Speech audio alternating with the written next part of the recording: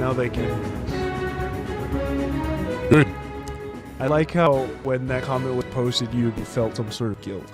I was You're like, am were I we talking shit? I was like, I'm just asking questions.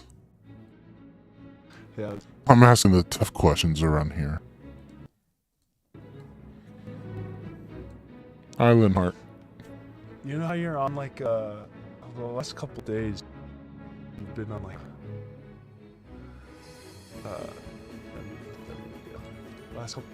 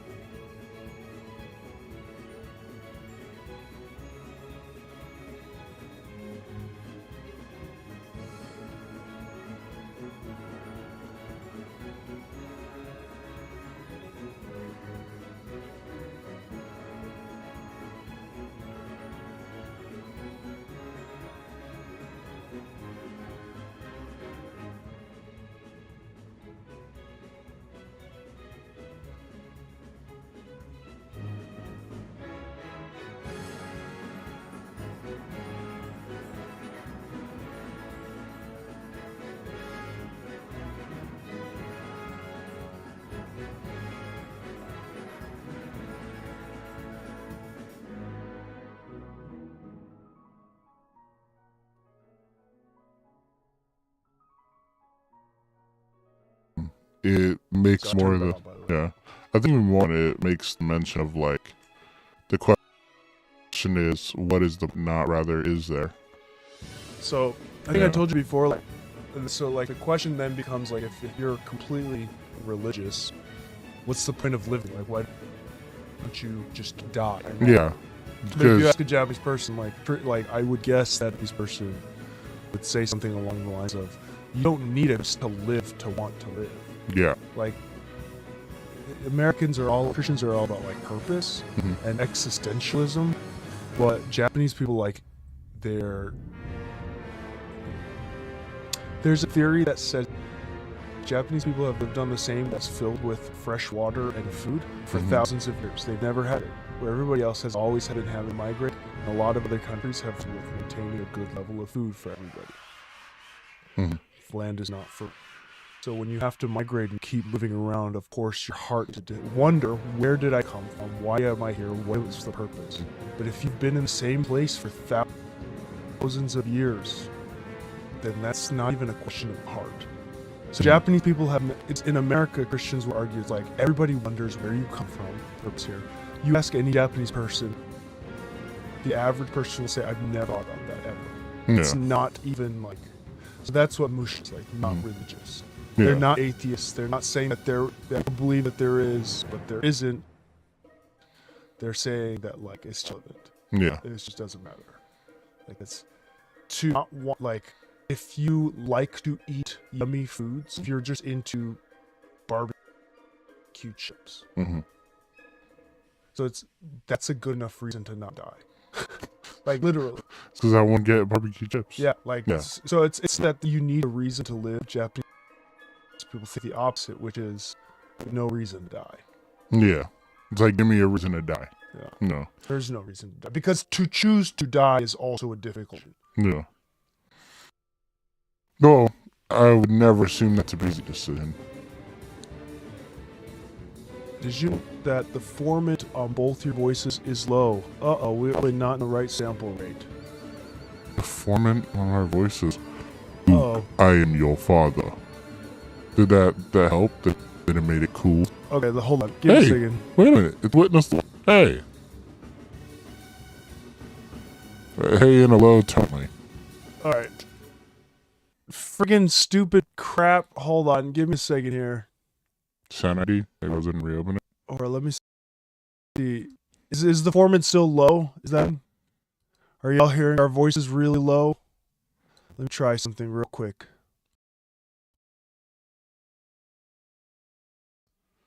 Did that fix it at all? Yeah, Is still it better now? Yeah, you still sound low. There you go. Oh, okay, so that did fix it? Dude, good seeing you, man. Good seeing you. Thanks for being here. Smooth and silky. Oh, yeah. Welcome, everybody, to the chat. Something that Lou and I have been talking about on our off time for fun recently is East versus West differences. I'm trying to explain to Lou the like Eastern philosophy, Western philosophy, and not just philosophy and thinking. Like, for example, we talked about how the golden rule in Japan doesn't exist, and why is there's something potentially more superior.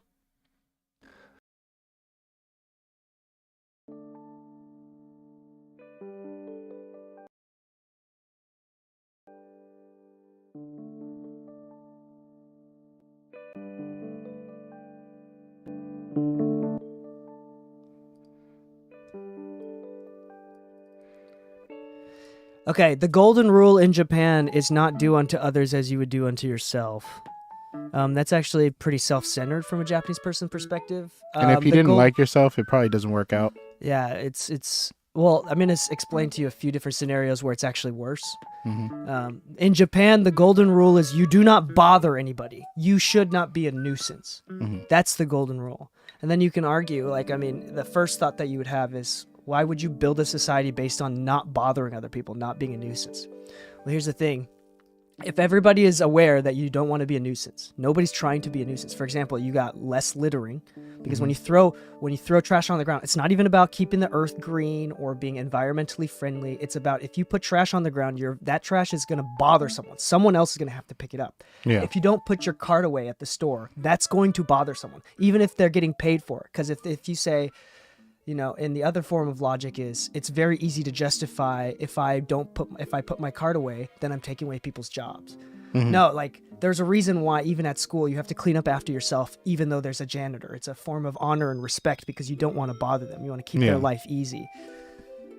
And another thing too, it's like, well, what's the point of like giving gifts, okay, birthdays or something like that? Well, the thing is, if we're on the understanding that we don't want to be a nuisance to each other, be a bother to each other.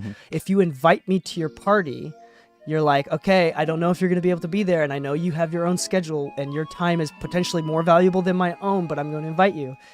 And then you'll probably say something like, you don't have to bring any gifts, though, to try to keep it less bothersome, less of a nuisance. But because you genuinely from your heart don't expect any sort of gift, because you meant it when you said that, unlike like a manipulative girlfriend or something like that. Because you really meant it. You don't have to bring me anything. Yeah, because you really meant it. I don't want to be a nuisance and come to your house without coming empty-handed. So if you invite a Japanese person to your home for dinner, they will never come empty-handed. They will come with gifts. Gifting is a big part of Japanese culture. Yeah. They come with the gifts. And the thing is, you didn't expect the gift, so you actually genuinely appreciate the gift more. Yeah. Than the guy that says, do bring gifts. Yeah, it's like, if you're coming, bring a gift. And then on top of that, I feel better giving it to you because you appreciated it more. Yeah. So it's actually, so anyway, there's a lot of like really foundationally different understanding of common sense from Japanese people to Americans. And I think right now, I don't usually typically think of it in competition. Like, I don't think one is necessarily better than the other. But they're just different. Right now, I do think that this is something James and I were talking about on the exclusive episodes. Like right now, if we're tallying points based on happiness, personal fulfillment, and a sense of purpose, the non-religious Japanese people, I think, are superior to the American culture right now. Suicide rates are lower in Japan than it is in America. It has been for the last few years, and it's it's definitely not religion correlated. Yeah, it's really interesting. Sorry, I was kind of like explaining a thought process. What is a better purchase? By the way, is the voice completely fixed now? Is it better? We're just over here just talking in deep tones. Yeah, this is like philosophy and theology are like a big, I find super, philosophy, psychology, theology are very intriguing to me. Super intriguing. What is a better purchase, mixing and mastering plugins from Plugin Alliance website or Ozone 11? Plugin Alliance. Yeah, you get variety. You're not stuck to one. Ozone 11 tends to require significantly more CPU just on its own. Well, are you talking about like individual modules? Like monthly subscription or like buying plugins? Yeah, you can't buy the entire Plugin Alliance without like spending thousands. I would buy Isotope and just subscribe to Plugin Alliance. Yeah, but you'll get a lot more use out of Plugin Alliance than just mastering. Ozone 11 is more designed specifically for mastering. Witness the Light Music. Interesting. Yeah, the logic that we came to, and the reason why I said that is because Japan is very rich in minerals and materials. Like in history, Japanese people have never struggled with having enough water or having enough fertile land to make enough food for anybody. Like that's not an issue they've had for thousands of years, since the beginning of written history in Japan. Have you guys tried out Gold Clip? They're not poor in material. So fun fact about Gold Clip, I'll let you take this one, DK. What's that? We have tried it. Gold Clip? Mm-hmm. Wait, did they talk about Gold Clip? Hold on. Right there. Have you guys tried out the Gold Clip, Matt Keed? Yapping mode. We are yapping. That's our jobs, literally. That's quite literally what we do. You sound like Darth Vader. You sound clear now. Buying it straight out. Have you guys tried out? If you're buying it straight out, Ozone 11. Gold Clip is on sale for $8.99. No, $8.99 for Ozone is not a good deal. No, it's not. In fact, if you go to our link, Yeah, mixingmusicpodcast.com/isotope.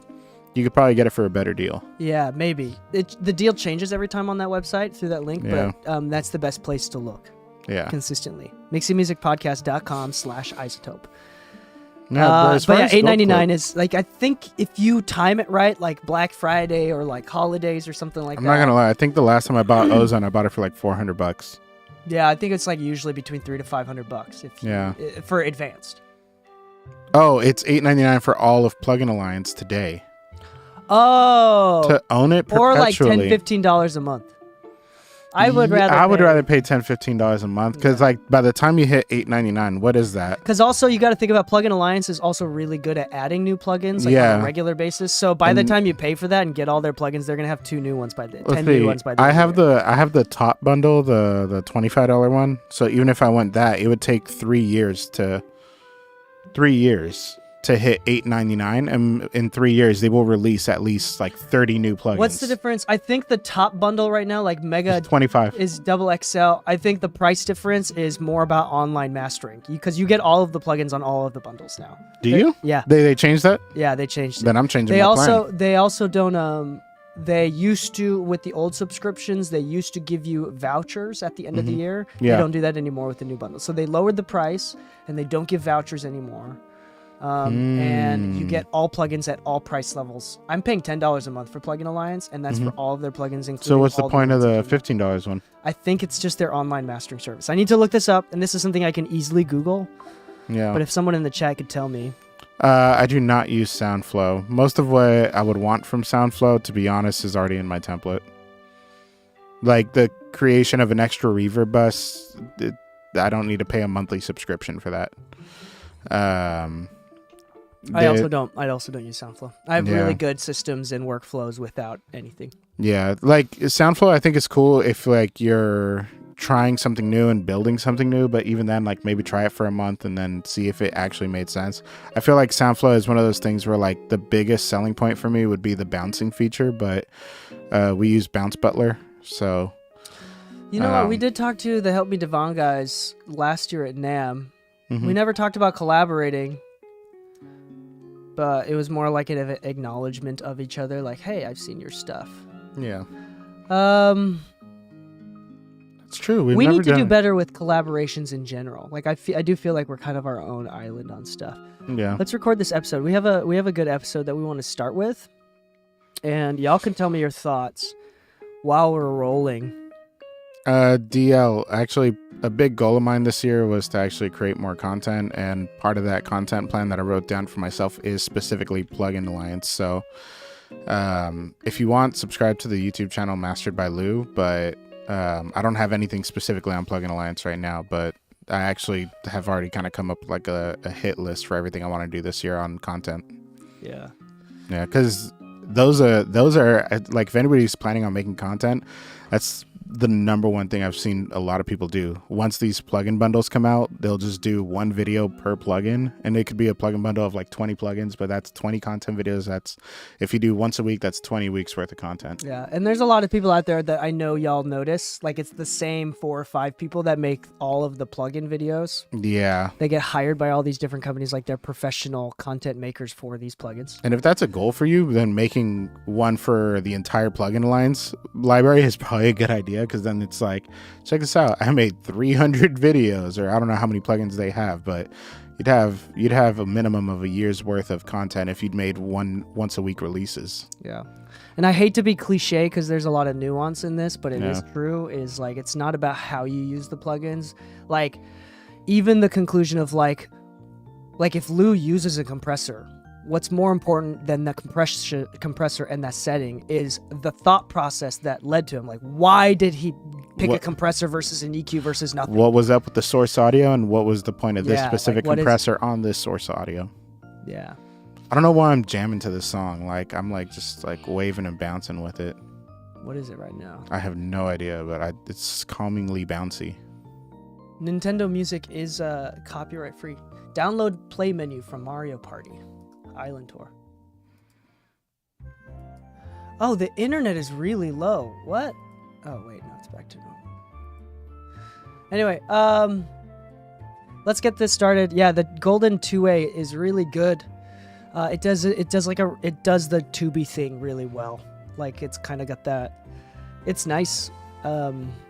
Yeah, honestly Not speaking, a mastering thing. It's not subtle. but it is actually really nice. Like I remember the first time you brought it in, and like we actually like sat down and heard it. I was like, actually, this is pretty smooth for $600. Like, it sounds better than some expensive compressors that I've heard. Yeah. DL, I'll put it like this. This is how I think. You can pay to be taught how to mix 3 to 10 songs a year for money, or you can do 3 to 10 songs a month for free and do not negative dollars but $0 for your friends. And it's still a better education to do it with friends, because when you do it for school, there's no pressure to get it right. There's no client feedback. Actually, we want it like this. But if you do it with friends, they're going to say, but I want it like this. And learning how to deal with feedback and revisions is significantly better a tool for professional work than just doing it. The one thing that school is really good for is that I still make money from the network that I made. Like I do make money from the network that I made there. Like the classmates and things, that networking is the most important part. So it's not worth going to a school where you're just doing it for the class either. Like you want to go to a school where the teacher has connections and can get you a good internship, or there's other people that are sacrificing a lot. Like the reason why Berklee is good isn't because of the classes, it's because everybody in Berklee is significantly more committed. Like there's no reason to go into that much debt for music unless you're that fucking committed to doing well. And having an entire group of friends that are that committed to doing well in music is going to pay off eventually. Still don't know if it's worth the debt of Berklee, but I mean, conceptually you have to consider that. You do have to consider that. No, but as far as like the skill of mixing, it's better to just do it with your friends for free for years. Yeah. Because school, you have to pay money to not get the full experience. Doesn't make sense. Like school is more about like sharpening the knife than it is actually having a knife. Like you want to... No, school is more about being aware that the knife exists. It's not even about sharpening. You still have to do the work in order to sharpen the knife. I'm not going to lie. There's still some schools out there that actually will probably show you more than you probably get access from, like doing work for free for your friends. Like you get access to certain resources that an internship may not give you right away. But the school's not going to give it to you right away either. Their whole job is to create a program that teaches you in a specific order by a specific amount of time, but experience is always going to be the best teacher. Like I got to mix with the masters for free. The school paid for it as experimental internship funding. Yeah. So there was a scholarship and I got accepted to it. Yeah. And the school I went to, honestly, every teacher was like Grammy-winning multi-platinum engineers. So I got to ask questions to multiple engineers and it was their job to answer it. It wasn't wait until I'm done. It's like that's what you're here for. That's also something you need to be aware about too. Like with the school you choose, look at who's actually teaching. Yeah, if they hired a student right out of school to teach you, it's like they have no experience. Yeah, I'd rather personally, I'd rather work with professors that know that they're out of touch with the modern industry than has-beens that were something and then found out that they're not anymore and have had to fall back on teaching. Yeah. Because so it's like being Grammy winning is potentially could be a negative thing. It's more about a personality thing. I wouldn't. Yeah. Yeah, because they wouldn't have to teach if they were still doing really well. And I would fear that if someone has a lot of credits but they're teaching, then there would also be a lot of pride that they know how to do it right in a rapidly changing industry where even I and Lou probably don't know exactly what's going on, and we are both actively working. The difference is we know it's changing all the time, and neither of us are right. Yeah. Okay, let's start this podcast episode. This is a really interesting one that has a lot of nuance and I think deserves an entire discussion on its own. It's whether red knobs or blue knobs will make the difference in your mix. Yeah, so we're going to get into this. Again, same thing as always. Please do comment and ask questions or that are related to the topic that we're talking, but because we are recording, be aware that we may not be able to answer the questions right away. But shout out to Matt Keat on that video. Enjoy that video. And you know what? Crack open a little with it. I hope it's afternoon time for you. If it's morning time, still maybe not. a The video. 4 guys. It's usually the long-haired guy at like a Pro Tools expert. Like he's got the long hair with the one of these guys. Yeah. It's usually Sonic Scoop guy. Yeah. It's like the guy at Isotope. There's like a few. There's like a few. And then there's always there's also Matt. What's his name? Huber? Matt from Motu. Oh. You know who I'm talking about? Guy with the long hair. He's like, hey guys, how's it going? Yeah. Or Yeah. He's actually a really nice guy. He actually, aside from making all the content videos, did you know he's the one that goes to every store to do in-person training for all the sales reps? Oh, that's cool. Yeah, that's how I met him. And then I started seeing his content videos. I'm like, I didn't know you do this. He's like, oh yeah, I stay really busy. I'm like, good. I'm glad. Like, I thought you were just like a sales rep. Yeah. All right, let's get into this real quick because we eventually want to finish and do work. You're in California. What part of Cali are you in? Okay, ready? Let's do this. Oh, nickname. Do we have a nickname for you? Nickname.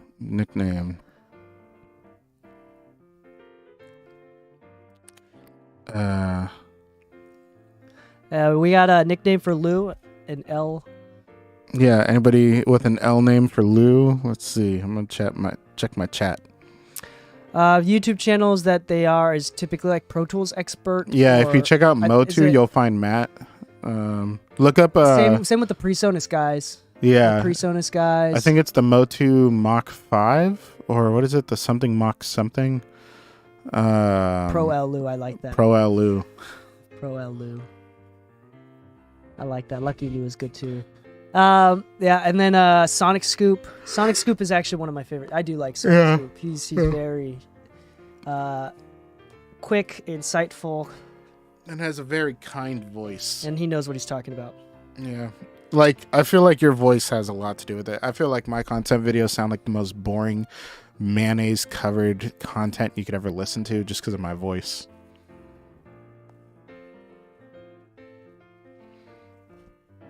I should do a line Hold of on. Coke before Okay, here we making go. content. Here we go. Recording the video and the audio. Okay, here we are. Hello and welcome back to the Mixing Music Podcast. I'm your host DK, and with me today, as always, is my lovely co-host Pro L Lou. You know, anytime you use me, just make sure you slam that input knob at like 20 decibels. You'll love the way it sounds. Heck yeah, heck yeah. 20 decibel boost into Pro L Lou. You know, the different settings of Pro L2 from FabFilter, that could be an entire episode in itself. Yeah. Like, The way the attack and release work is actually pretty interesting. I don't know if you've ever played yeah. with it. I haven't looked into the specifics, but I do know like the generalized how they correlate and how they change. Yeah. Because like the even conceptually, the idea of an attack time on a brick wall limiter It is kind of funny, yeah. but like if you look into it, it makes sense. But it's not what you think it is. Yeah. Anyway, today's episode is potentially brief, but this is something that goes against a lot of things that we've talked about in the past. As you know, something that Lou and I talk a lot about is boundaries.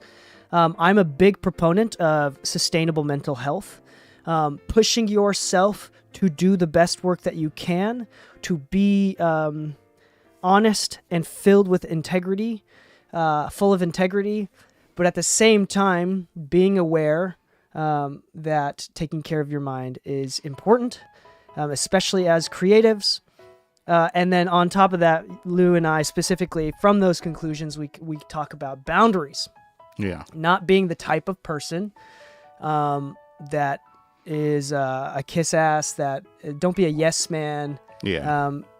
Make sure that you have boundaries in play and you do not let other people trample over your boundaries. Now, this is, I think there's a balance to this. And this is really interesting and goes directly against that line of thinking. But I went to hang out with Grammy-winning mastering engineer Dale Becker this week. And I basically said this to him at some point during our conversation. I said, I'm at a weird point in my career. I'm doing well enough that I know I'm on the right path, but not well enough that I still want to do more. So I'm in a point where it's hard to, people have less advice to give because I'm doing good enough. But I said, knowing that you're at the top of your game, one of the top mastering engineers in the world, what is some advice for someone at my stage? and he said something really interesting that I think deserves an entire podcast episode. He said to me during the pandemic, a lot of podcasters, and I did point out that I'm probably one of those. A lot of people were all about mental health, and they talked about boundaries, and I do think that boundaries is really good. But he said, DK, at this point of your career, having too many boundaries may kill your progress. And then more importantly, there's a lot of nuance to that. Like he talked about how labels work and how A&R work, and this is something that we'll talk about. The complexities and the nuance of just how practically how these industries and these labels and companies are ran. And then he talked about how you have to figure out a balance to be the guy that is able to do anything on the spot, but also maintain your level of mental health. And it's not, and I think that balance and boundaries is an important conversation, but and he said, I do think that if you talk about these things too early in your career, it can keep you from succeeding. And here's the thing too, I want to be clear on the level of succeeding that he's talking about is not whether or not you can make an income from music. It's about whether or not you can be on the level of getting nominated and winning Grammys, which is different. For example, I know a lot of people living in Utah that are make a full-time living, a comfortable full-time living from music that are never, ever, ever going to be put in I'm not going to say never, but just not even worried about winning Grammys. Like that's not even something that's on their mind. It's just not even a fathomable thing, but they are successful in their own right because they have a full-time living. Yeah. What Dale Becker was talking about is to be in the full professional game. So, the first thing that we've done an episode about desire, about what you want. What is it that you want? Do you want to be able to feed your family, to have a family, to feed your children, or do you want to be at the top of the game? So that is something that you need to decide for yourself. That is something that I'm thinking about constantly, and I'm not going to pretend like I know exactly what I want. I have a general idea. I know, like, the one thing for me is I'd rather be a present and great dad. If I have to pick between multi-Grammy winning mix engineer or being a successful father, there's not even a little bit that I would consider sacrificing being a good dad for a Grammy. Like, that is not something worth it for me. Yeah. But luckily, I believe that I can do both. So, anyway, Lou. Yo. Let's first talk about desire, and I want you to not speaking in the sense of advice or I want you to talk about your personal thought processes of how you feel about success and your personal desires. Okay, that's kind of interesting because that's honestly been something I've been thinking about a lot lately. Not as like a New Year's or anything kind of like that. I know it is the new year, but there's been quite a few changes. Like I'm moving and everything, and then like part of it is I actually I've actively started any kind of ties that I have like to like any kind of scheduled work. I've been switching up like to the point where I may let go of some of them. But mainly because a lot of the conversations I've been having with Anna lately is like what I want this year, what I want moving forward, how I want to approach it. And like, Anna is Lou's wife, by the way. Oh, if yeah. you're new to the My podcast, wife. Anna is Lou's wife. Yeah, she's very pretty, in case she hears this. Gotta throw it in. Come on, man. Hype up your wife. Hype up your wife. Go ahead. Okay, so it's kind of funny because like I like how obligatory that was. It's like it was like the least heartfelt thing. I guess. And if you are listening, I want to mention that he actually does think you're very pretty. Like, Yes. that's not like it wasn't obligatory. Oh no, as obligatory as it sounds. You should hear how I hype her up every day. If you don't hype your wife up every day, then she's not your wife. Dude, I mean, she might be. It was just like it was. It was like, oh, by the way, she's pretty. Yeah, just in case you're listening. In case Like, you're listening? yeah. Yeah, just you're like I'm saving my own ass here. That's what it felt like. I go home, it's like, I heard you talking about other girls on the podcast. All right, go ahead, though. But no, like, honestly speaking, like, it's kind of funny because, like, I even made a post about this talking about, like, lately I've been feeling, like, a lot of inspiration and, like, want and, like, focus in what it is that I'm after right now. And that That doesn't mean I'm making any major changes. I'm still mixing and mastering, but like with the move and everything, there's like a lot of things that I want, and it's just been on the top of my mind.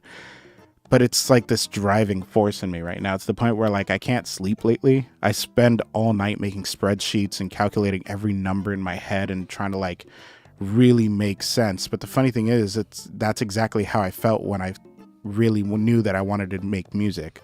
I worked a full-time job. I went to school full-time. I was in a relationship, and I owned a recording studio with another production company I was with, and I was there 8 hours a day. So realistically, I was sleeping 4 hours a day, and I was almost never home. But like that amount of like drive and everything was my desire. Like literally being that motivated and excited to go to work every day to continue growing and learning more. It was the adrenaline rush a lot of people look for in life. You know, and honestly speaking, that desire is really what's going to carry you through, whether you're starting out or at a later stage in your career, you know. So what changed recently, you said? So say that again. Well, what there's changed been like I'm moving and stuff and all that. And so there's a big life change. There's big life changes and stuff like that. But realistically speaking, it's like, for instance, my studio design company and the acoustic stuff that I do, like it's been doing well to the point where like, you've been doing very well with that stuff. Yeah, but unexpectedly so. But it's funny because like my drive from success in that wasn't motivated by like money or anything. It's just like I really like designing studios. I really like seeing a space come together and all that kind of stuff. And I'm like, how amazing can I make a studio? I want to make one of the most amazing studios. And it's like that want. That want is what's driving me. It's not the need to build the biggest studio. It's like I really want to see the fulfillment of something amazing, something that I could really say like this is a masterpiece. The same way that some people say like this is the greatest mix I've ever worked on. I think that's a really good balance where if you can somehow not rationalize feels evil, but if you can somehow align your personal selfish desire with what you do for work in that sense. Mm-hmm. For example, wanting to do mixing because you think mixers are cool is not it's okay to think that mixers are cool because we are. I'm so cool. But it's not a very sustainable motivator for doing good work. Can you imagine having to try to like be cool all day instead of just being yourself? Yeah. It's very draining. Like at the end of the day, the people that are doing really well in the industry, I do find somehow have managed to maintain their passion for whatever they're working on. Yeah. And the cool thing about being human is that every human has a really weird and specific passion. Mm-hmm. You know, like for me, at the end of the day, mixing is very strange. Like it's a very specific, technical, and nerdy thing that most people don't want to even think about. I think I told you I think I told you like when we first met that at the beginning of the pandemic, like I had signed for like a new apartment and it just didn't work out because the pandemic hit. I was like, oh shit, all studios closed, all concerts ended. So I hit up my family and I'm like, hey, let me rent the room in the back. And they're like, sure, no worries. But it was also the first time my mom ever heard me working. And she did not know part of mixing was like looping the verse so that you can edit the vocal and make sure it's in key and, you know, clean up the mud, add the right reverb tails. And I just get a call from her. She's like, why do you keep playing the same line over and over and over again? It's driving me insane. Like, can you turn down the speakers? I'm like, I'm at the lowest volume I can. I'm sorry. Yeah. It's like some people hear what we do and they're just like fascinated by how we're not blowing our brains out. Yeah, I love the weirdos that have really strange hobbies. Yeah. Like for me, mixing and loving and like I find mixing very cathartic. Like it's very relaxing for me. It's definitely something that I love. It's the perfect balance of creative and technical. Yeah. Something I can get really into. I'm very passionate about mixing and music in general, like listening to music and the value of music in society. I like, for example, I find it equivalent to like I also really like mechanical keyboards. I lube my switches. I will solder mechanical keyboards. I will make custom keybinds on, and I will flash software onto a PCB that I've potentially soldered myself. It's a mechanical keyboard like that you type on. Yeah. Like that's really nerdy.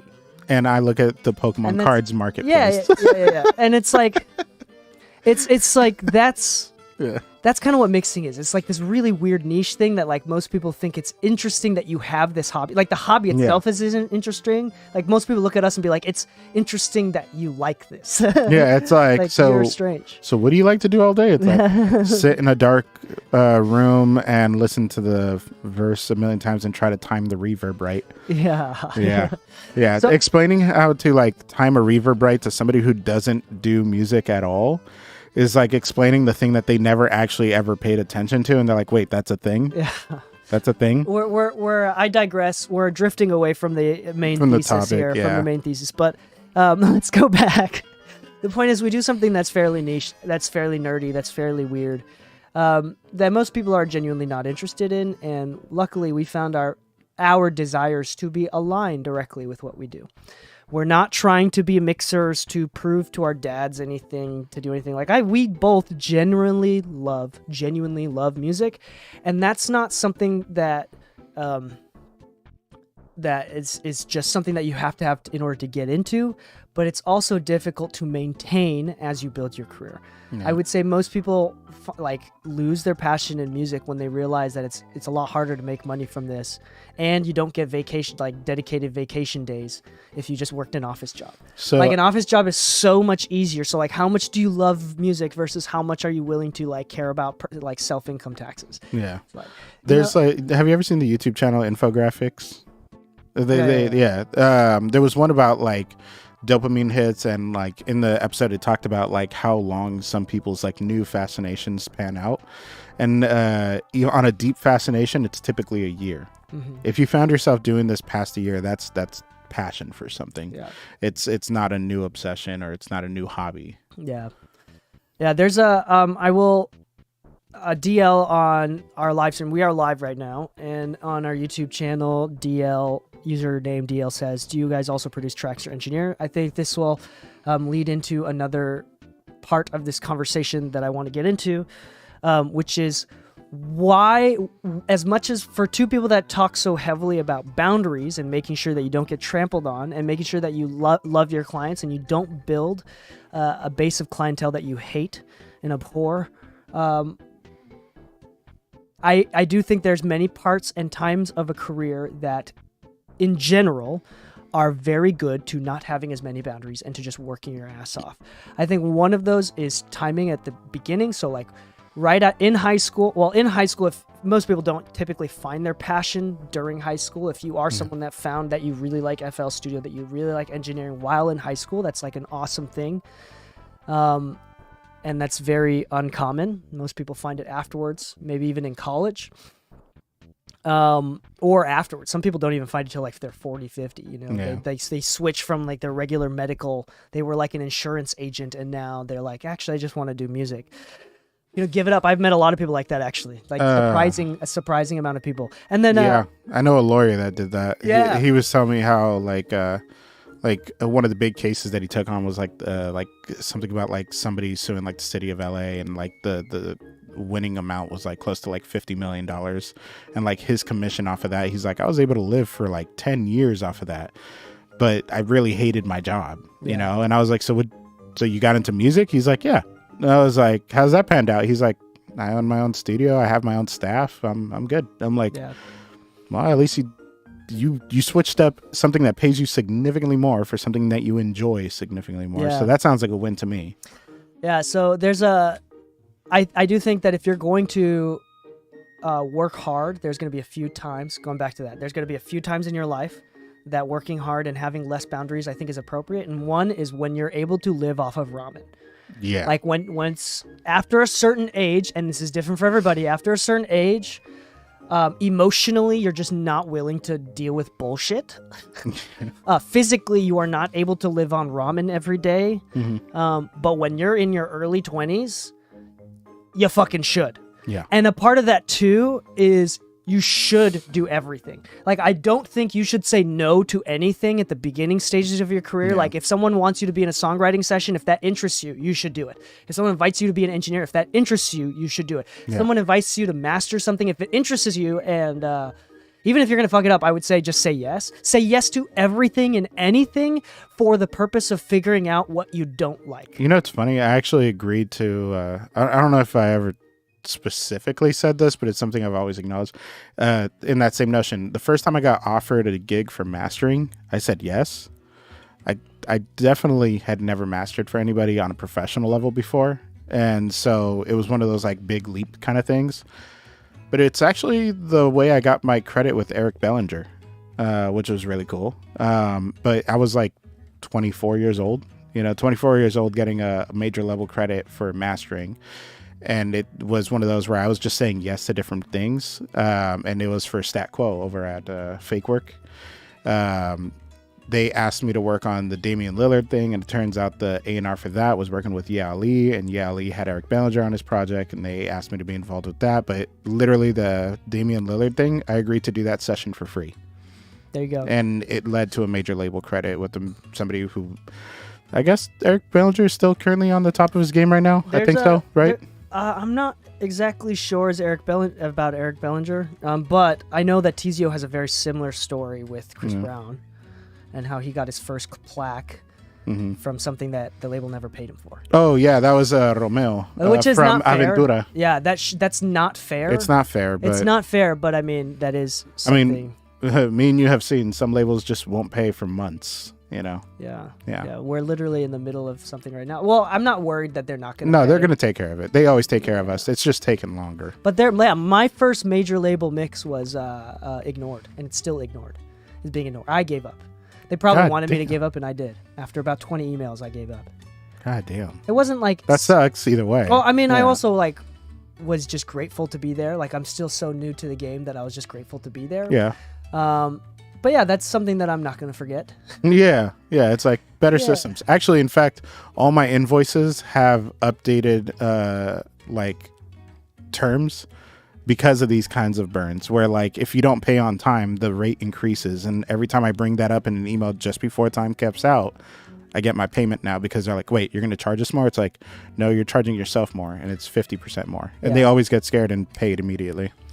Yeah, and that's depending on the level too. If it's just fucking if you're invoicing Universal for $50. Yeah, or even if you're invoicing Universal, there's not one single person that can make a decision to just be pay your invoice on time. Yeah. It has to go through dozens of people in an entire office, so it's just not possible to do that. So if the team that you're working with is small enough that can do that can make a split second decision like that, that's awesome. Yeah.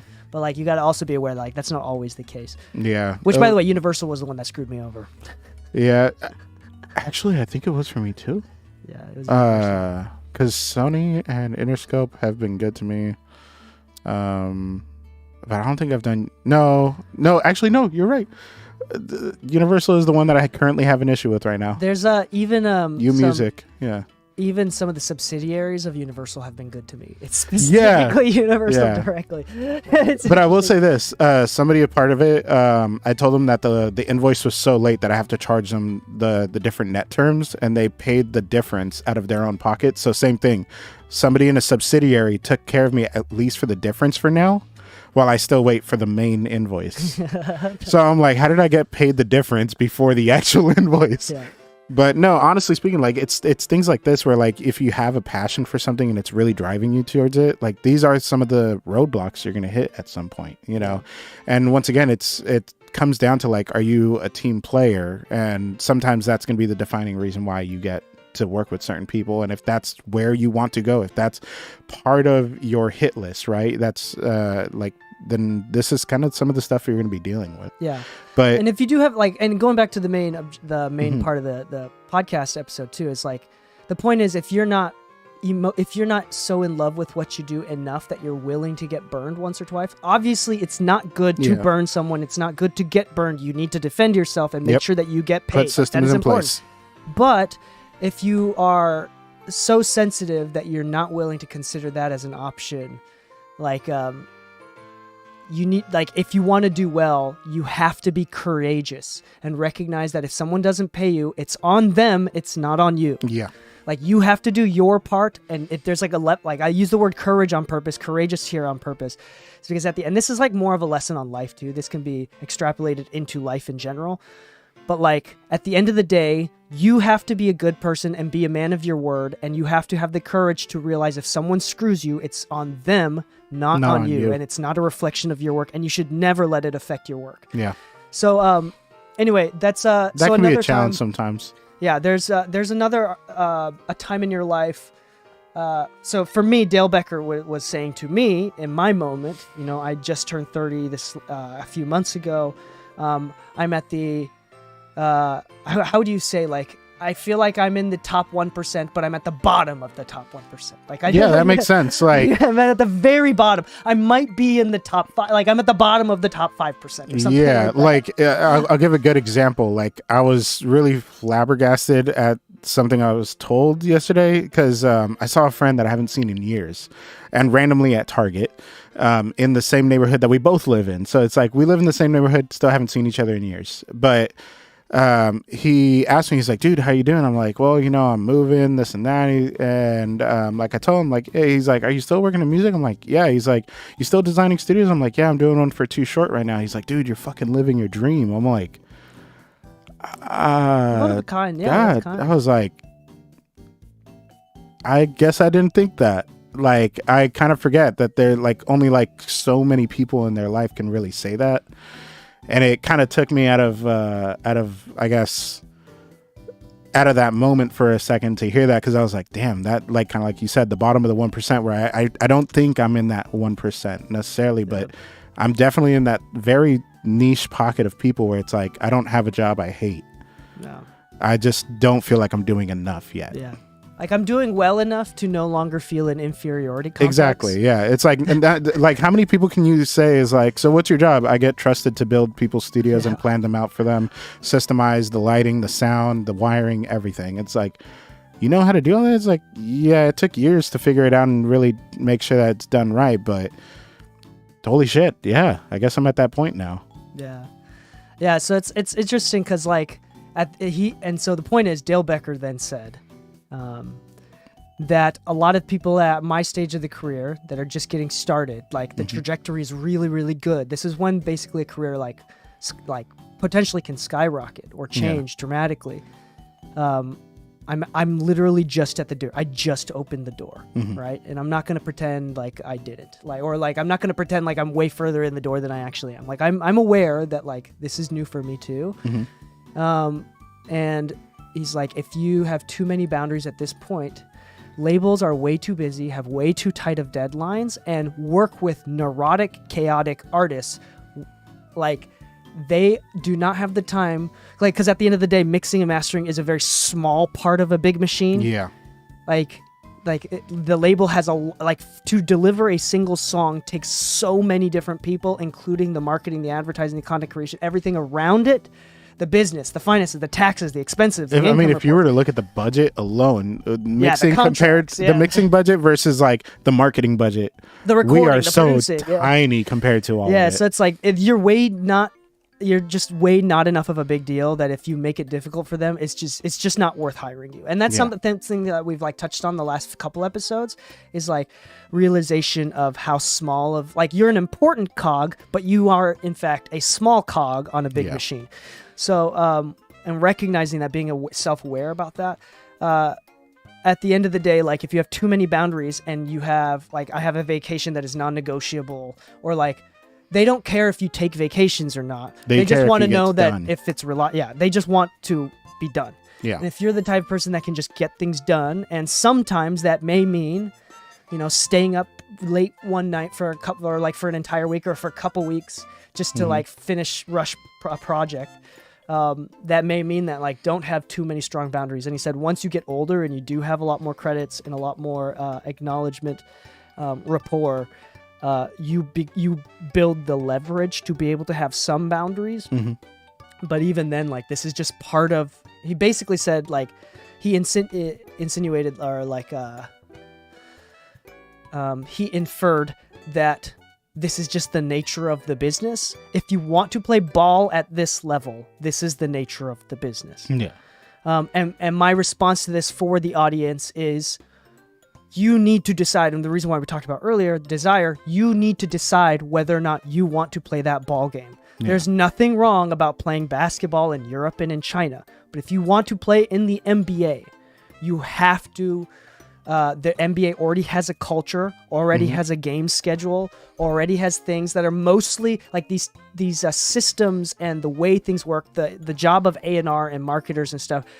These things were created over decades. Yeah. And it's not perfect. The system is not perfect, but it is built on a practical system. Like nobody has figured out a better way to do it yet. That's just all it comes down to. And you have to figure out a way to fit in that machine. It is not your job to change the machine. Yeah. And if you do, and if you want to do that, you're just going to have to accept to play basketball in Europe or in China or something like that. Yeah. Europe or in Asia. Which is there's nothing wrong with it. Mm-hmm. But you have to figure out where your desires are. And I know a lot of people, and this is something that I balance with myself all the time. I'd rather make a less of an income not being on TV, not being famous, making, even if it's like a couple $100,000 a year or less, I get to play ball. Yeah. And that's enough for most people, for a lot of people. And this is kind of unrelated. But I'm finding myself to be in a really mentally healthy place recently. Mm-hmm. And I found that before, my desire to be the best of the best, that competitive nature, was largely based on a feeling of inferiority. I never felt like just insane insecurity in a competitive, which incited a competitive nature in me that wanted to be the best, and I never felt like I was enough. But those feelings have gone away, and so have and it's really interesting because I'm kind of also noticing a change where before I wanted to be the best and work with the best because I felt like I deserved to be among the best. But now it's changed and it's a lot healthier of a place. I find that I want to be the best because I genuinely enjoy the work. Yeah.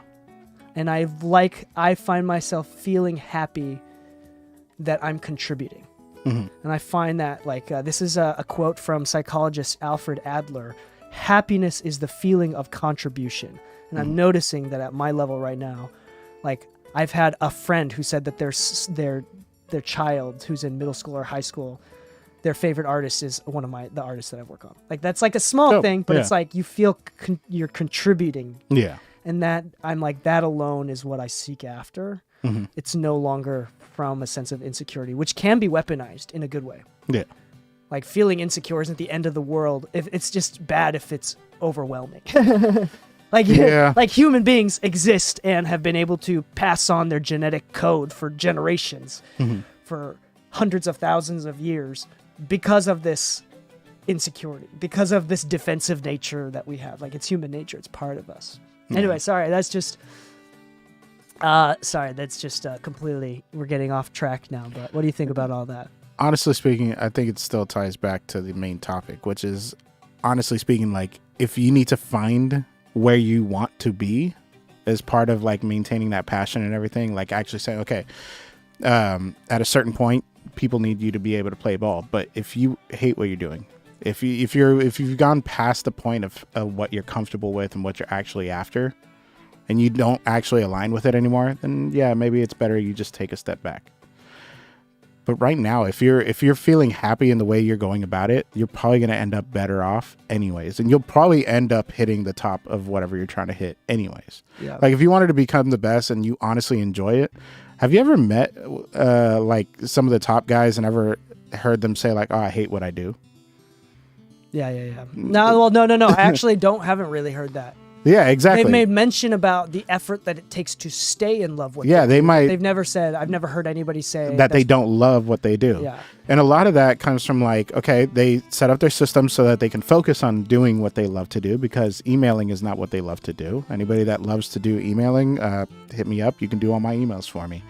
But I hate them, so the less emailing I have to do, the better, the more I can focus on doing what I love to do. So the funny thing is that all of them are focused on growth and they want to get to that point, but they also realize that what they're growing with and what they're getting paid for is not all these things. So aside from setting up your systems, that's one part of it, but maintaining your passion and actually saying, okay, well, if I want to hit this label level and higher, then sure, some boundaries may have to come down for a little bit, but you have to just stay within a realm that you actually want to be in. Yeah. Yeah. And on that note, like Like- Dale did mention that like boundaries is important, but not too early. Like not too. His point was Not not too too strong. many, not too many, and not too early. Yeah.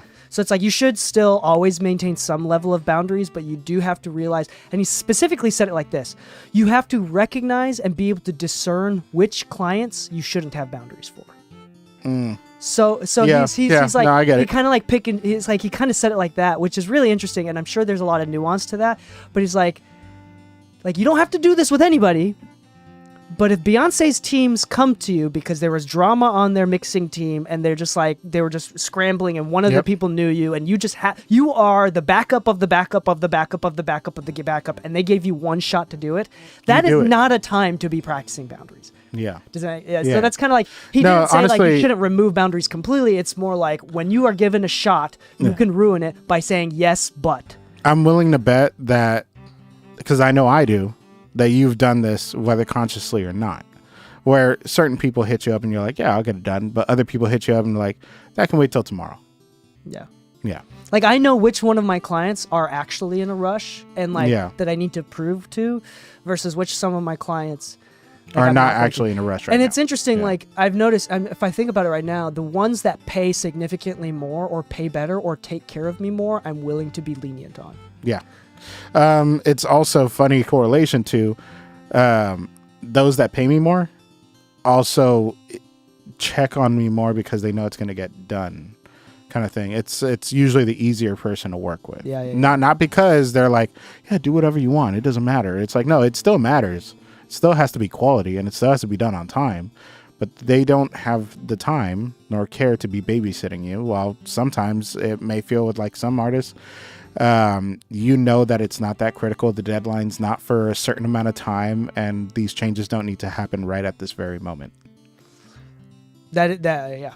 Yeah. Those changes do not have to happen at the very moment. Yeah, like I got a call. It was about like a month and a half ago. I was working on a label project, and they asked me like, "Is there any way you can send me the bounce right now?" I'm like, "Unfortunately not." They're like, "What are you doing?" I'm like, "I'm out with family right now." They're like, "Oh, you're not at the studio?" I'm like, "No." They're like, "There's no way like you could just like send a bounce like at some point like tonight." I'm like, "I'm sorry, like I'm not gonna be home until like 3 a.m, 4 a.m. I'm sorry, I'm at a wedding. Like, no, I can't." Like those boundaries are okay to say. Like I'm already out. I'm in the middle of a family event. Like I can send it to you once I'm back. Yeah. Yeah. That's like have you heard the phrase like the idea that I wonder if this is going to lead to any thoughts, but a thought that I'm having right now, which I'm going to test to see if it works. Sure. The concept of if you take a girl on a date and the girl doesn't offer to pay for the meal, then she wasn't raised correctly. And if the man doesn't say, no, I will pay for the meal, he wasn't raised correctly. So it's like neither are wrong. Neither are wrong, but yet you can tell someone's I guess it's like point of view. In one point of view, Yeah. you may like the story could have generated into you were totally right. Like you can't leave a wedding. Like, Yeah. that's important. But that may have cost you a job. Yeah. So And it's rude for them to expect you to be able to do that in the wedding. Yeah. It's like But if they really, really, really needed it and you were unable to do it, at the end of the day, there's a project that needed to be done regardless. yeah. And it wasn't able to be done. Yeah. And now I would say that most of the time, you could argue that most of the time it's not as much of an emergency as you think. But I have noticed that at the upper end of the upper tiers of the game, Yeah. actually things are significantly like Pretty they're important. really deadline driven, which is Yeah. really interesting. And it's But- really and they're- interesting to see the artists react with the deadlines. Yeah. Like it's like So the song is supposed to be out 7 p.m. that night, and they don't deliver the final files till 11 a.m. because they know, like, Yeah. you can't release a song onto Spotify that quickly, but they know that the label will deal with it. yeah. It's like So it's kind of fucked up, actually. I think I told you like how I spent all night reproducing the song for Keish Cole and Antonio Brown because apparently there was a sample clearance issue and they were scrambling. They're like, oh, we got to figure this out, blah, blah. We might have to reproduce the song from scratch, blah, blah. And like, I just played my role as engineer. I never offered myself. But when they're like, do you produce? I'm like, I can produce it if you want me to, but I would still have my terms and stuff, whatever. When do you need it by? And they're like, literally, we're supposed to upload it by 5 a.m., like Pacific time. We're in the East Coast. I'm like, okay. And I just called the people that I knew to get involved and stuff, and we got it done on that time. And that's one of those where it's like, here's an opportunity to produce for Keisha Cole and Antonio Brown. This is a cool opportunity. Yeah, I'll stay up all night for this one. Sure. Yeah. But it's one of those where it's like, yeah, they were letting the label deal with it. They were letting the label deal with it. Yeah, and I think that also naturally goes into one of the questions that were in the chat. One of the questions that were in the chat was, actually, let me find it. At one point, someone from the comments, that's hard to do in rap music. Rap clients can be aggressive, threatening, and demanding. How do you avoid that energy and make good rap? Well, I'll say it like this. If anybody's threatening you at all, fuck them. Yeah, that's not. Period. Like, that's not a way to I will communicate. also say that that's like an American, I don't know about, I can't speak for Europe or Australia, but I know for a fact where I'm from, like rappers in Japan show up to sessions on time and they're very respectful. Yeah, see, it's a cultural thing. I hate to say it, but I wish that was the case in LA. Yeah, it's not ever going to be. But that's kind of like the part of the thing is like based on your desire and based which direction. Like for me, I thought I wanted to be in the rap hip hop realm. And this is not necessarily a conscious decision, maybe partially, but not really. Part of my niche that helped me make a career, and like the first time I paid rent and was completely self-sustained as employee, my niche was hip hop music.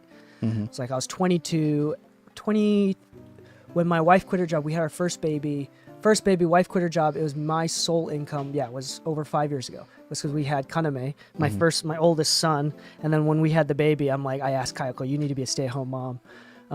We can't do this shared parenting thing. Like I need to focus, and I want someone to focus on the kid. Anyway, so that was over 5 years ago.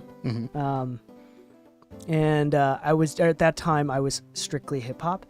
And consciously, unconsciously, I found that I didn't like working with not rappers, but people that were aggressive, personality-wise, that were disrespectful. Which most of the time in America did end up in my situation, in my location, at this point in my life. This is not a generalization to all hip hop everywhere. Yeah.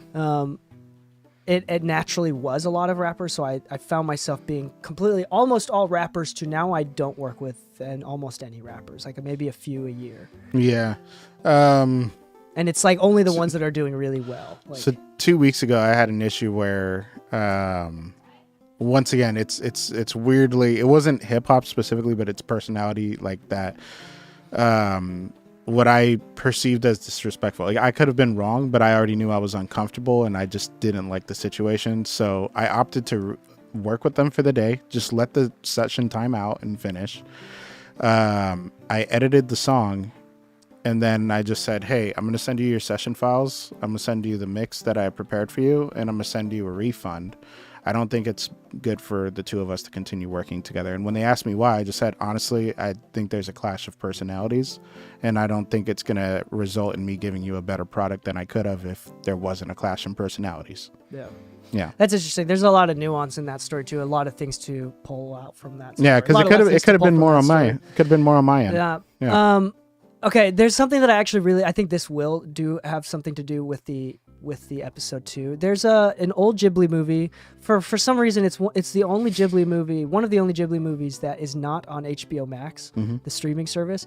So Ghibli is most recently they just won an award, Golden Globe, for The Boy and the Heron, which is their newest one. This is the same animation studio.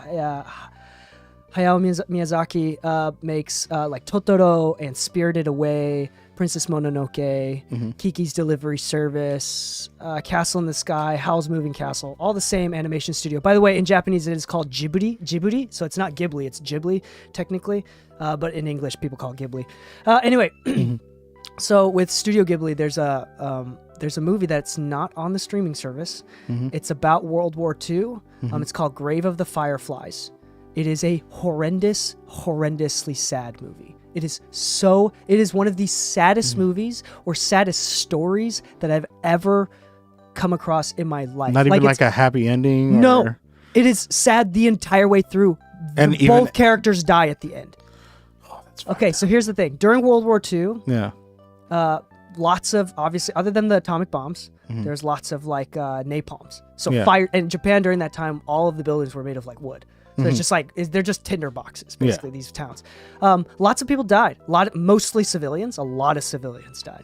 Mhm. And the movie is about a civilian brother who's about, he's less than 10, maybe around 10 or something. It's been a while since I've watched the movie. And his younger sister, who is in like preschool age. Yeah.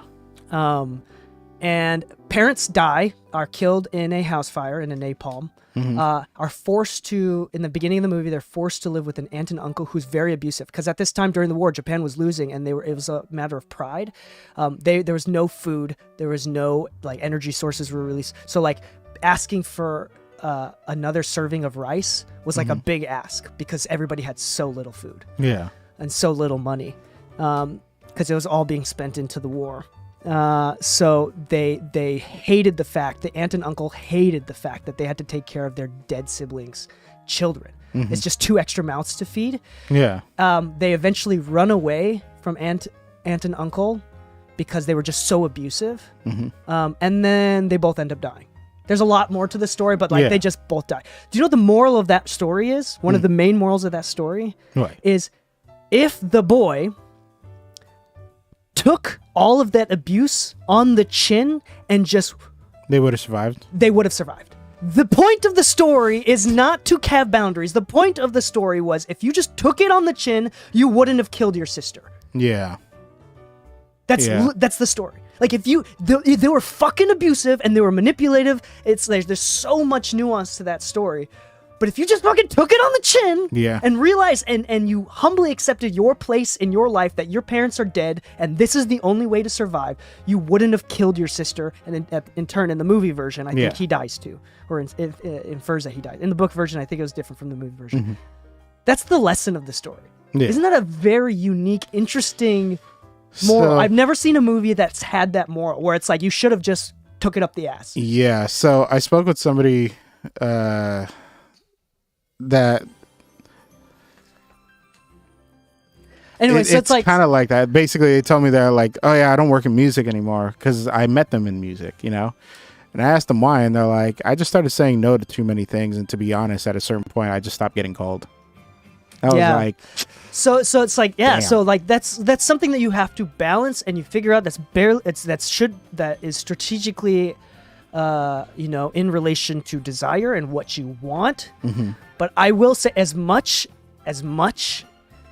as I am an advocate of therapy and mental health, this episode specifically is dedicated to the yang side of the yin and yang, yin yang, the chaotic side of, sometimes if you aren't willing to eat shit, you will lose. yeah, And you have to balance it out. Like, you have to balance it out. Like, for example, this is something that's really real. You may have a disability of some kind, of various nature. Like, if it's really severe, the story kind of changes. But if you might have a slight, like, we're both very ADHD. oh yeah, And a lot of people make that their entire personality. I Yeah. think that's really weird. Or like they're like slightly autistic, and that becomes their entire personality. And for some people, I'm not gonna. Okay, never mind. As much as that is valid, you at some point in your life, even with whatever disability you have to accept that if you want to be happy or to do well, there's a certain level of acceptance of yourself and acceptance of the issues that you have, enough where you're still willing to push through it and to cope with it in a healthy way. yeah, Like, obviously, extremes don't matter. Like, if you're so OCD that you're unable to be social, like if you're unable to just survive that is different. But I mean, like, with people like us who have extreme levels of ADHD, we are the poster children of ADHD.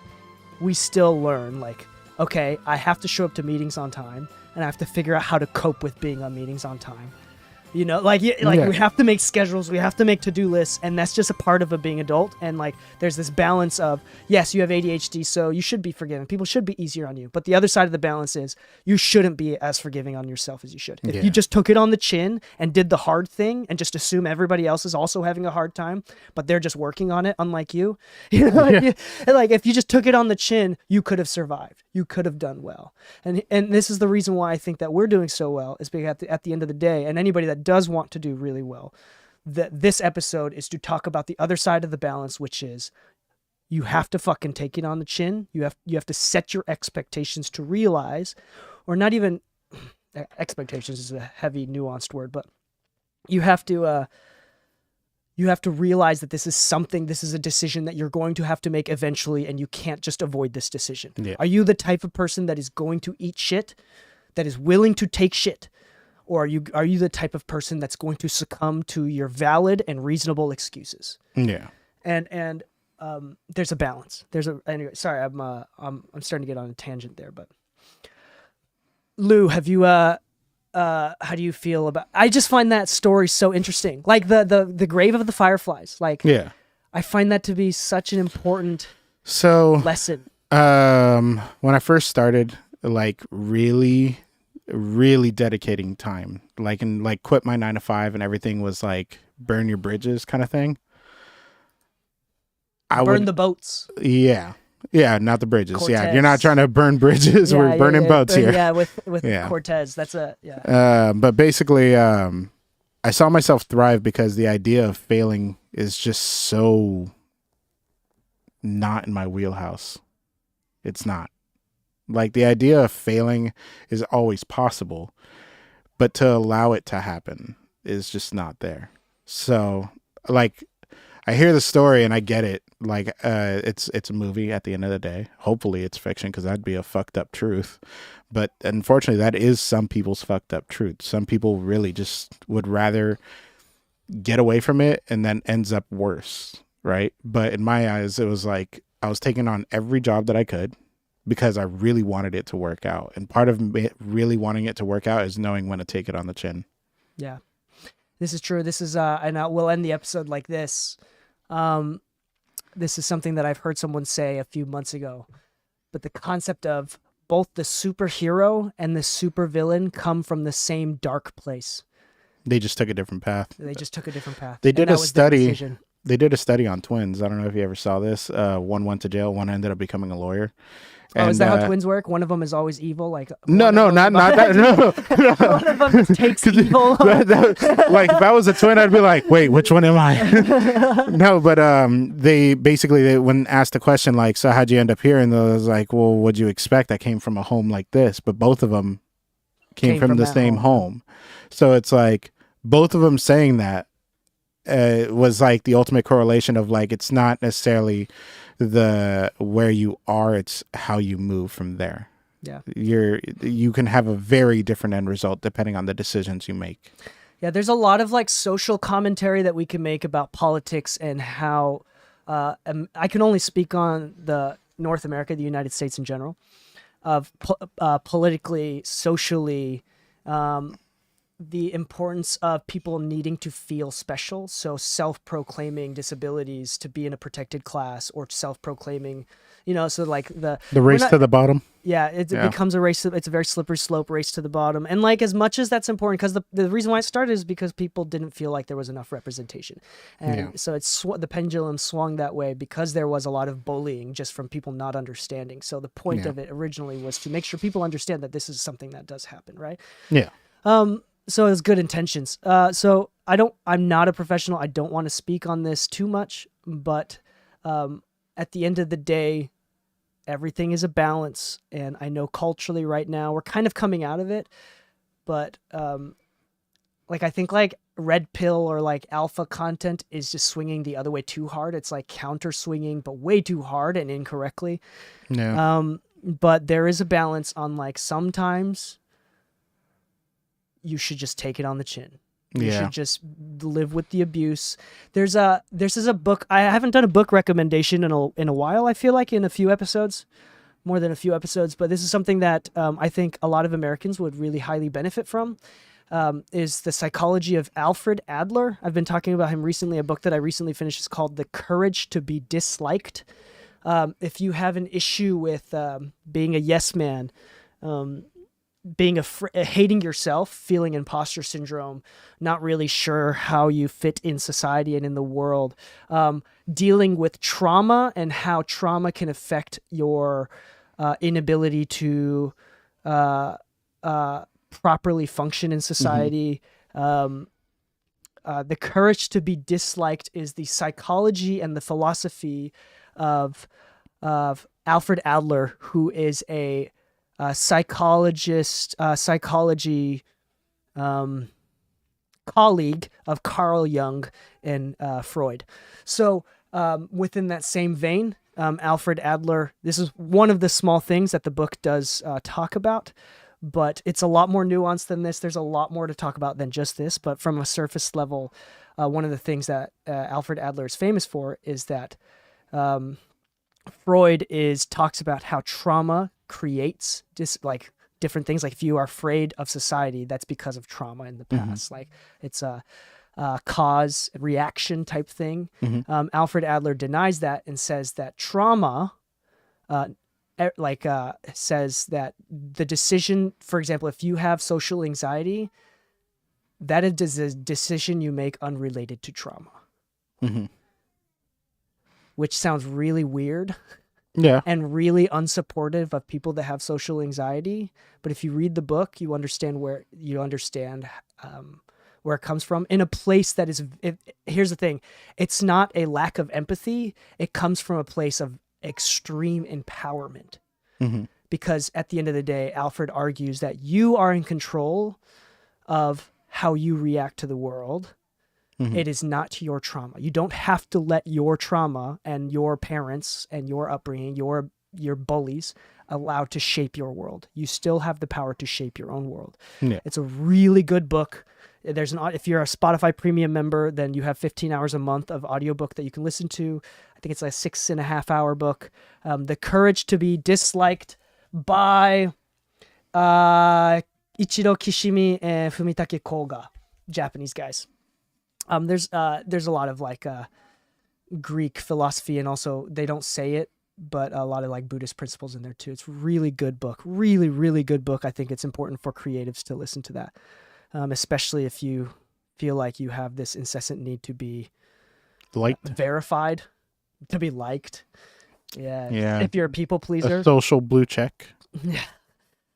Anyway, highly recommend that book. Give it a good listen. Very empowering. Anyway, that's the episode. Sorry, a little bit of tangents. I think we kind of covered everything that is on our minds. I think really we encompassed as much as we can, because I'm sure, knowing us, we could talk about this for 3 hours. Yeah, for sure. But that's also probably not good for podcasts. But no, I think even if we did go on tangents, they're all tangents that were related and come back to it. Yeah. Linhart97 on Twitch just said, I feel like tangents podcasts are the best. So honestly speaking, I'm not going to lie. I have to agree with Linhart, because I noticed the podcast that I listen to, it's like they start with the subject, but it springs out into the branches of a tree from there. Like the topic is the trunk, but the branches is like the content that I'm listening to, because there might be little details that come from those tangents where oh, I see. I understand. Yeah. Okay. A little more context to the topic. Yeah. Anyway, thank you so much for listening to the podcast. If you want more technical tips, like how to use a fucking compressor or how to EQ vocals, go to mixingmusicpodcast.com/exclusive. Lou and I will talk about technical tips as much as we we can. But the exclusive episodes are short, bite-size, usually up to 20 minutes episodes that are 100%. They're all technical. Every single episode is technical. $4 a month or $40 a year. Get access to the exclusive episodes that come out twice a week on Wednesdays and Thursdays of the Mixing Music Podcast at mixingmusicpodcast.com/exclusive. We also have a bunch of sponsors. If you're looking for discounts and whatnot, go to mixingmusicpodcast.com and check out our sponsors list, where we do always have our current up-to-date sponsors or affiliate links, so we get some kickback. So if you're going to buy something anyway, go ahead and check that out. I think we do have we have an affiliate link with Sweetwater as well. If you're thinking about buying something on Sweetwater, do us the favor, take 10 seconds to use our Sweetwater link, mixingmusicpodcast.com/Sweetwater, so we get whatever percentage of the money that you spent going to us instead of the man. That whole nickel. A whole nickel, dude. Many nickels makes 15 cents. Okay, anyway. I thought you were going to say Lou a dull boy or something. Yeah. On that note, Happy mixing, my friends, and stay saucy. Good sir. Sorry, I'm not sick anymore. I just have like mucus buildup. No, I was like that last week, and I fucking hated it. It's just clear mucus. Witness the light music if you're still there. I wanted to answer your question, but I couldn't find a way to go into it. When did you realize that you were level sonically to start charging a rate that allows you to mix full time and operate a studio?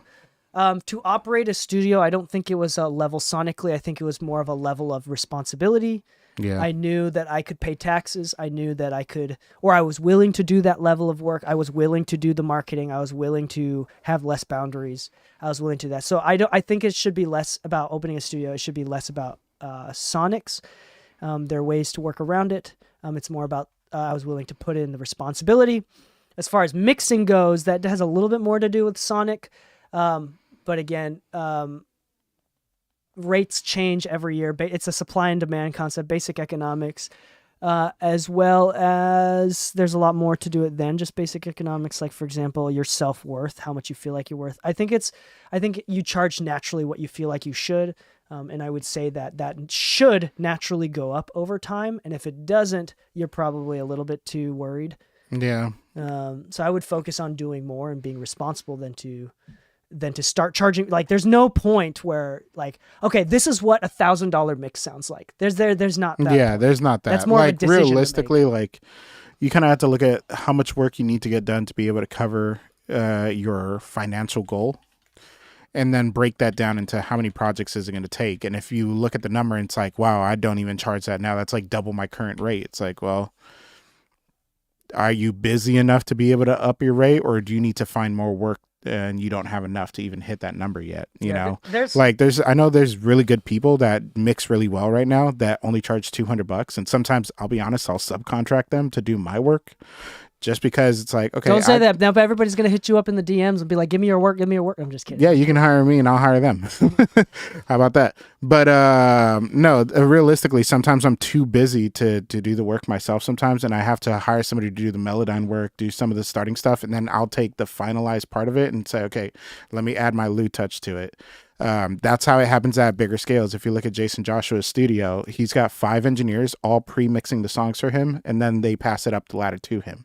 Or they just do it themselves. Or they do it themselves. Yeah, like if he doesn't have time and there's too many projects, sometimes they'll finalize it. Yeah. But the point being is that, like, some of these guys are still new. They just don't have the resume just yet to be that busy right away. So they can't really up their rate right now because they don't even have enough people to up their rate on. Yeah. But the busier you get, the moment you're so busy that you're like, you know what, I can't keep doing it for this rate. I'm not making enough a month to take on this much stress and this much time into it.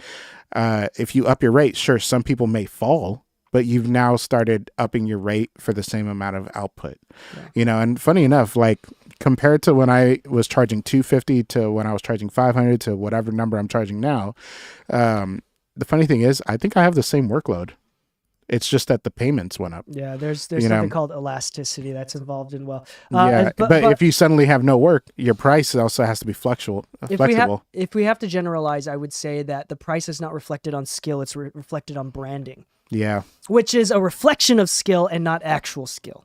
Does it make sense? If you are, it's a reflection of skill, but not actual skill. For example, if I have built a brand where you really believe that I know what I'm doing, I could actually have no idea what I'm doing. Yeah. But you would still hire someone. Sounds like a general contractor. Yeah, it's more about like the trust. It's the trust. So I would say branding. So for example, Manny Marroquin doesn't mix all of his songs. Yes, he gets his name on the credit because people want to see that name. It's about branding. At the end of the day, it's branding. If he had to put his hands on every single record he touched, he wouldn't be able to open a restaurant and run a restaurant alongside it. Like, man, you know what I'm saying? So it's like it's just not. There's a level. So to understand. It kind of reminds me of GIK Acoustics, because I've been doing a lot of market research on the acoustic company side and like seeing how they started, how they like showed their growth, and like I've been watching interviews of like different owners and like talking about their progress and what they found to be the case. And funny enough, GIK's original branding was of the owner, and like his designs and like his aesthetic taste and acoustic results actually being what they were supposed to be. But now everything's completely offloaded. DL, are you still here? I want to answer some of your questions that you've been asking too. Yeah, but yeah, it's interesting. Like the higher you go, the more systemized everything needs to be. Sure, but you'd be surprised. Yep. Yeah, they're not upping their rate because like, oh, this is the quality of the mix. Like some of the people that are under them are charging them a lower number than what you're paying them, and they are the ones virtually giving you the majority of the mix. Yeah. Let me answer a couple questions here. I need to use the bathroom real quick before we do another quick episode. Is that cool? Can Sure, we do another yeah, one? I know time is weird. So there's an argument. Are in the box engineers doomed? No, not at all. Not at all. No, not at all. There's a huge argument that in the box engineers Are the ones winning right now? Yeah, they're the ones making more money. Yeah, so don't. I would go as far as to say that if you have to think about whether or not you are doing in the box or out of the box, that's just the wrong question. Like, Yeah, the question it shouldn't have anything to do with the end result. Some people prefer the end of the results of the out of the box. But you have to realize at the expense of it's going to take more time to print everything, and you're probably going to have to use SoundFlow because you have to do everything out of the box and you can't automate anything. But if you're completely in the box, everything is automated. You don't need SoundFlow, things like that. That's generalization there, but yeah. How do you feel about getting yourself burned? I think that getting burned is important. I don't want to give so much advice that I keep you from getting burned. I want to keep you from the obvious things, but getting burned is an important part of the learning process that I think is, I don't want to take away your opportunity to get burned completely, because people are going to get burned. I want you to get burned. Yeah, like to a certain degree. Like I want you to avoid the simple mistakes, like the stove is hot, but you're going to find out other things are hot too. And like, and things that are not, I'm not ever going to be able to prevent anyone from being being burned their entire life. So maybe getting burned on the stove is the lesser of most evils. Yeah. So I want you to get burned in simple ways rather than really deep ways. So things, because it also adds a level of awareness. Like you have to open that door of awareness through getting burned. Do you have a entertainment lawyer? Entertainment lawyer, I don't have a go-to guy. And that's usually on as a mixer, that's on a per project basis. And they're usually, if I need someone, like recently I've been getting points for mixes, so I get back end as well. Nice. And those are documents given to me by the manager or the label or the team's lawyer. I don't really need one for myself. I don't know if that's going to be the case for producers. I assume producers need more lawyers. And there's usually a few out there like on Instagram that's promoting themselves for, that's like on a song per song basis rather than... like a contract basis. Yeah. They're not tenured in or anything like that. What is it? Whatever it's called. I don't know anybody off the top of my head, unfortunately. Any advice on songwriting and finishing a song more consistently? My advice is if you have a hard time doing things consistently, then that's probably not the one passion that you should do for the rest of your life. It's okay if that's not if you have a hard time doing things consistently, you may have to accept that this is not your thing. That's my thought process. Like, it's not a bad thing. Like, that's not a bad thing. It doesn't mean you're not a songwriter, but if you have a hard time doing something consistently, you should probably keep looking for other things that you have less of an issue with.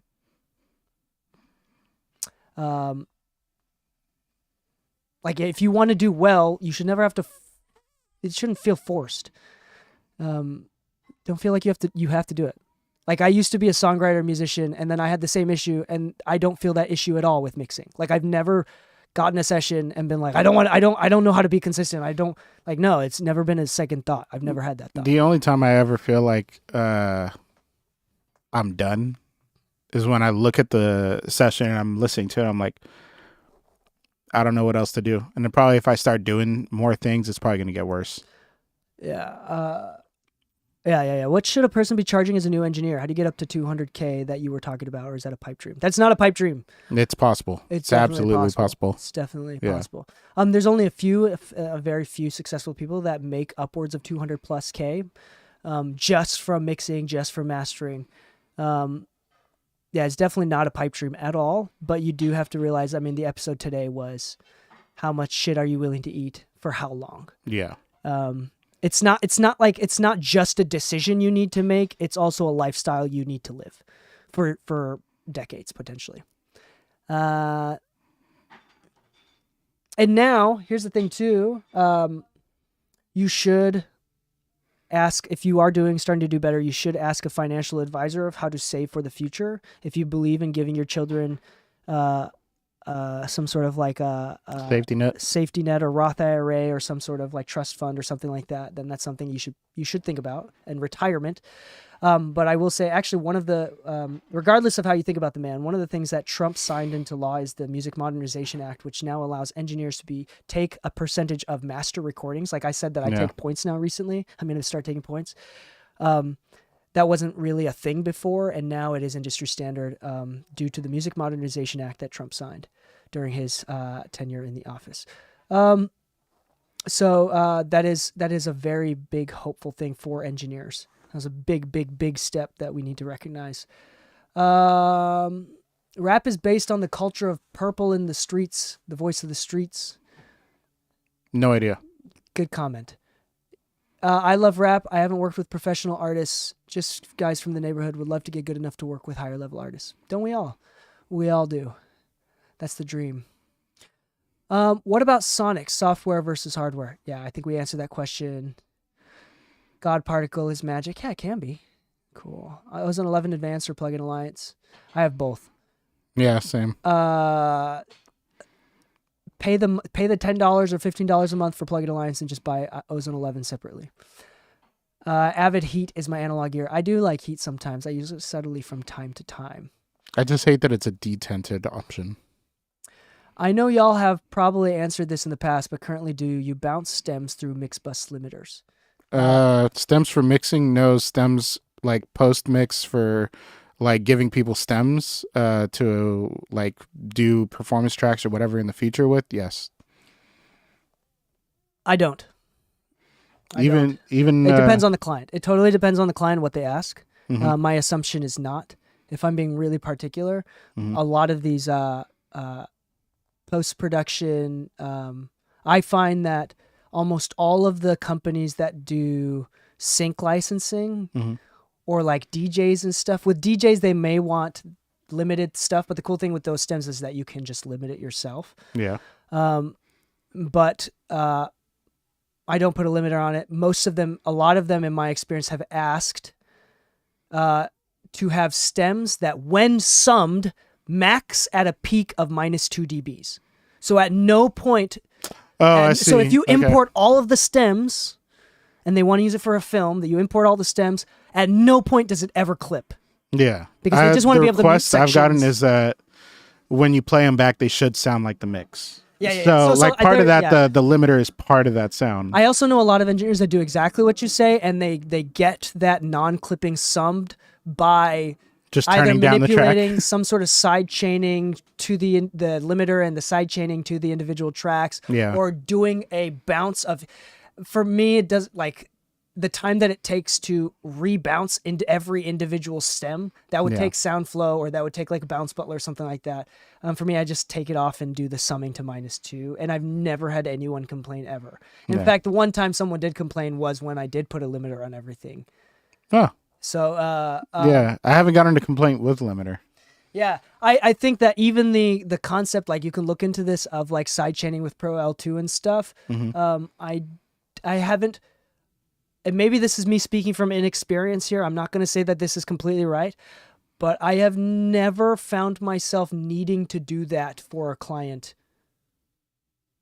ever. That's all it just comes down to. Nobody has ever been like, hey, these aren't loud enough or they sound different. Because I tonally match the mix. It's just not limited. Yeah. That's just all it is.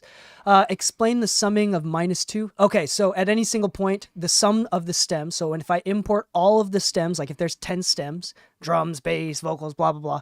If there's 10 stems and I import them into a Pro Tools session, the master bus should never pass -2 dBs. DBFS. True peak. dB. -2. DBTP. Yeah, true peak, yeah. -2 dBs, yeah. Is that FS? No, true peak. Well, true peak is true zero. True peak deals more. I could be wrong on this, but from what I remember, the whole point of like true peak limiting is to make sure that like when it actually goes out into the analog world, it's not clipping your limiter. I'm always metering in Pro Tools. I'm always metering in DBFS. sample peak. Sorry, minus 2 dB sample. DBFS. Yeah, okay, okay, that is DBFS. Okay. Yeah, True Peak deals more with like your actual output. Yeah. Yeah, yeah. I have a scenario. Only take the very talented artists, focus on their music, and turn away the amateurs, even though they're willing to pay my full price. I work full time, and money isn't an issue, but an extra cash does help. The point of the episode today was to potentially argue against that. Just like in the movie Grave of the Fireflies, that might be the death of your career.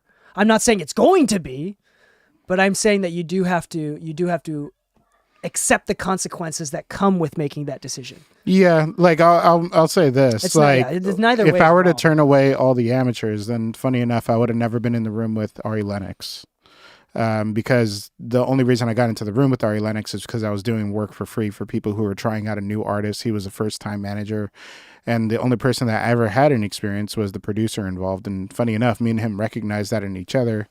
And we vibed so well that when the artist he was working with got signed to Dreamville, Ari had just moved into town and he didn't have enough time to take on her sessions, so he passed them off to me.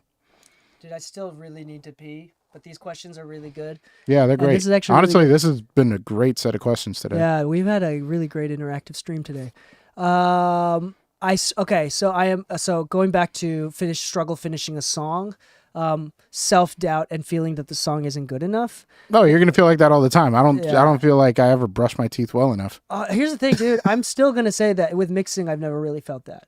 Yeah, no, like with mixing. Like for some reason, and I don't know why, I'm not fully able to articulate, but I've really never felt insecure or any sort of imposter syndrome with mixing. And I have a feeling, if I had to guess why, it's because one, it aligns with my desires and I have a lot of personal satisfaction with it. Two, I know I work my ass off. I don't have imposter syndrome because I'm always fucking honest. I don't boast or say that I'm a bigger deal than I ever am. I don't flex my credit list unless it's for professional reasons. I never lie and never say that I'm a bigger deal than I am. I recognize my place and I know about the tens of thousands of hours I've put into the craft. Yeah. Like if I was insecure and didn't feel like I was good enough at my point with this many tens of thousands of hours, that would be an issue. What about way before? Yeah, way before. Because I think that's easy. Delusional. I think I was. And that's what I was gonna say. Yeah, delusion was healthy. I think it's easy to say no right now because we've done it for so long and we know our end results are consistently good. And I think that's what it is. It's consistency that really fuels that. But I think early on, I would say, no, for sure. There was many times where I didn't feel like it was good enough. I didn't feel early either. When I did feel like it was good, it's because I was intentional. I knew what I liked about it, and I knew that I did all the things I thought it needed. I would still get some notes back. Yeah, I would still get some notes back, like, but it was things that I was like, okay. I've still had a different experience. Like that makes sense. That makes sense. And I'm not saying that it's wrong. I'm just saying that another perspective is, I liked mixing so much, and I worked my ass off so hard. And I really had this, quite frankly, this level of pride and delusion that I feel like I knew I was going to be at the top. Like it wasn't a question of whether or not I was going to do this. It was like, I knew I'm going to be, it's just a matter of time before I get good because I love this so fucking much. And I know I'm at this current moment, even with no experience, I'm working harder than anybody else around me. Yeah. And that led me to never second guess myself. Like at no point in general, I mean, on a per mix basis, even then. Yeah, even then, it's like, yes, kind of, but not really. Not in the level that I think you're describing. Like, I'll be like honest. It was never personal. Like, it's never like, I'm not good at this or I don't know if I'm good enough. It was more like, this client is not seeing this the way that I'm seeing this. Well, how's the question phrased? Yeah, I don't know. Finishing the song due to self-doubt and feeling that the song isn't good enough. So self-doubt, you're going to experience that all the time anyways. But I thought this was on vibrate. It is. How'd that get through? Is it an alarm? No, if it's an alarm? Santa. Oh. Yeah. But yet the tag is on red. By the way, on John vibrate. Lackner, we will see you at NAMM. We're going to announce another NAMM meetup probably on Friday this year. Yeah, but not feeling that the song is good enough. I hate to say it, but I've heard so many songs in my life that I know when a song is good, whether I made it or not. And so when I have a gut feeling of like, this is fucking awesome, I really like this, then it's probably good. But if your gut feeling is it's not, move on. I hate to say it, but like you can see it through and just finish it, put a bow on it and stuff. But if you're already feeling self-doubt on it, you could either sit there with self-doubt or you can move on to something that doesn't make you feel that doubt. Yeah. I like that. I like that better. Like move on. Like put it away and move on. Yeah, if it's a consistent thing, like every time I work on a song, then that might be saying like there's something with the art of songwriting that. But if it's like every once in a while I have a song that I just don't like, I think that's more of like, again, it's not a personal thing. It's on a per song basis. Like I'm not a bad mixer. This song just didn't turn out bad. You know, we're going to plug the studio in YouTube channel. Go watch the Tristan Rice masterclass. And by the way, I'm going to pee while you're talking. Yeah. So during his masterclass, funny enough, he actually talks about how he goes about writing a song every time, right? And he says, I'll listen to a playlist of songs from producers that he gets sent, right? It's like, all right, cool. They sent me 15 songs. Listen to a song. If in like 5-10 seconds he's not inspired by it, skip. Next song, skip. Next song, skip. Finally finds one. He's like, I kind of like this one. Load it up. He'll start like just throwing melodies together and try plugging it in. But if at a certain point he's stuck and he's like, we'll come back to it later. He even says it. He watched the masterclass. He's like, we'll never go back to it. The song is not going back. Why? Because we're already stuck on it. All of our ideas are done.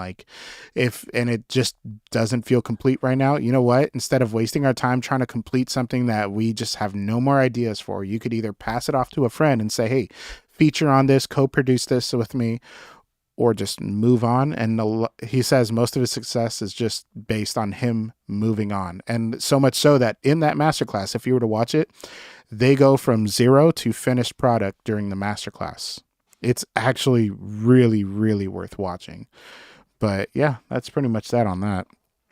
Let's see, what's the proper way to take a track and its music files to a big studio for vocals or mixing and mastering? Actually, there's a couple ways. Go to my YouTube channel, Mastered by Lou. I actually talk about do this before hiring a mixing engineer or something of that nature, where I talk about track preparation and things you should do. Recently, I just got hired to mix an album, and they gave me stems and the sessions, and I'm really glad that they gave me the sessions because the stems did not sound like the session at all, nor did it sound like the bounce at all. The vocals weren't tuned like they were in the song. The vocal processing, the pitching of the vocals, where it goes, all that kind of stuff, none of it was happening in the stems. The stems were basically useless because now I have to recreate this, and instead of spending time doing the thing that you hired me to do, which is mix, now I'm having to reproduce the song and try to match the pitching and the timing, the everything. Just give me process stems to where when you hit play on those stems, it should sound exactly like the bounce. And if it doesn't, there's an issue. You don't turn those stems in. Actually, let's just go over it real quick. Your stem should sound exactly like the bounce every time. If you're going to a studio to mix and they have to recreate all this stuff, you're paying for studio time that you're now wasting money on, because you could have just brought the session along with you, worst case scenario. And you could ask the studio if they have it, let them know what plugins you have, or render those plugins into place. That's another really good option, because if the engineer does not have the plugin, sometimes, like in me and DK's case, we might buy the plugin. I recently bought the UAD CO1B2 just to make sure that I had it for the session. And the only reason I bought it is because it was on sale and there was a coupon. I got it for $60 instead of $300. But if it was the $300, I'm not doing it. That's way too much out of the budget. But rendering those plugins into place, into the tracks, is going to make the biggest difference. Even if you were to still give me the session, at least I don't have to worry about what plugins there. You can leave the reverb there and freeze those. When you freeze tracks, typically the processing stays in place. And if I have that plugin, I can unfreeze it, or I can just try to mix the reverb. If I wanted a longer reverb tail, technically I could compress the reverb. I could put a parallel next to it and automate the parallel. But there's a bunch of things you can do that would actually help that out. But if you're just going to go to track some vocals, making sure your stems actually sound like the track, making sure that it's actually prepped and ready, that's kind of the best case. You want to call? No, it's just... Oh. Okay, cool. Wow, thanks, Lou. That was very helpful. I appreciate it. No worries. the question was, what is the proper way to take a track and its music files to a big studio for vocal or mixing and mastering? What's the proper way? Yeah, I answered my way, which is basically like, if it stems, it should sound like the bounce when you hit play. If you're like, I got hired for an album this past week where they gave me the stems and the sessions, and thank God for the sessions, and thank God that I had the same plugins as them. There was a few trials that I had to get, like Lin Neo. I never heard of it, but the stems didn't sound like the sessions whatsoever, or the bounce. Like all like the Melodyne work, all the auto-tune, everything was disabled on it. All like the verify pitch kind of corrections was not there. And actually there was one issue with the sessions. There was a 2-track that was edited. Parts were moved to different parts of the song, right? Thankfully they got the stems for the beat. But you know what they didn't do? Line up the stems to those edits of the 2-track. So you know what I did? I muted the stems and I brought the 2-track back in and I mixed the 2-track. Yeah. Yeah, I'm not wasting my time with that, unfortunately. That's something where you could have an assistant do it and all that kind of stuff. But when I played the stems and I played the 2-track of the beat sounded the same. So funny enough, I'm like, cool. I'm just going to go ahead and mute this. And if there's ever a moment where I do need to edit this, then I will work on the stems. But if they listen to the mix and they say, this sounds amazing, this sounds so much better, then I didn't really need to work on the stems. Yeah, I think, where's the question? Proper way to take a track and its music files to a big studio for vocal or mixing and mastering. Yeah, I think for me, I mean, you have to do the art of generalization, right? Like, you have to be specific enough to prove a point, but generalized enough to consider other ways. Other ways. Other ideas. I would say, for me, I think I'm going to generalize by saying the best way to bring files to a studio is just being prepared. Yeah. It's not a specific template. It's not where you put your reverbs. It's not where you put the vocal bus. Or what color it is, or the different preferences. It's about whether or not you're prepared to go. Yeah. Is it ready to go? Can someone just hit record and start and is it streamlined? This is like the big reason that like templates are like a hot button topic, because templates were more designed for you to be able to go. Yeah, it's not about the sound.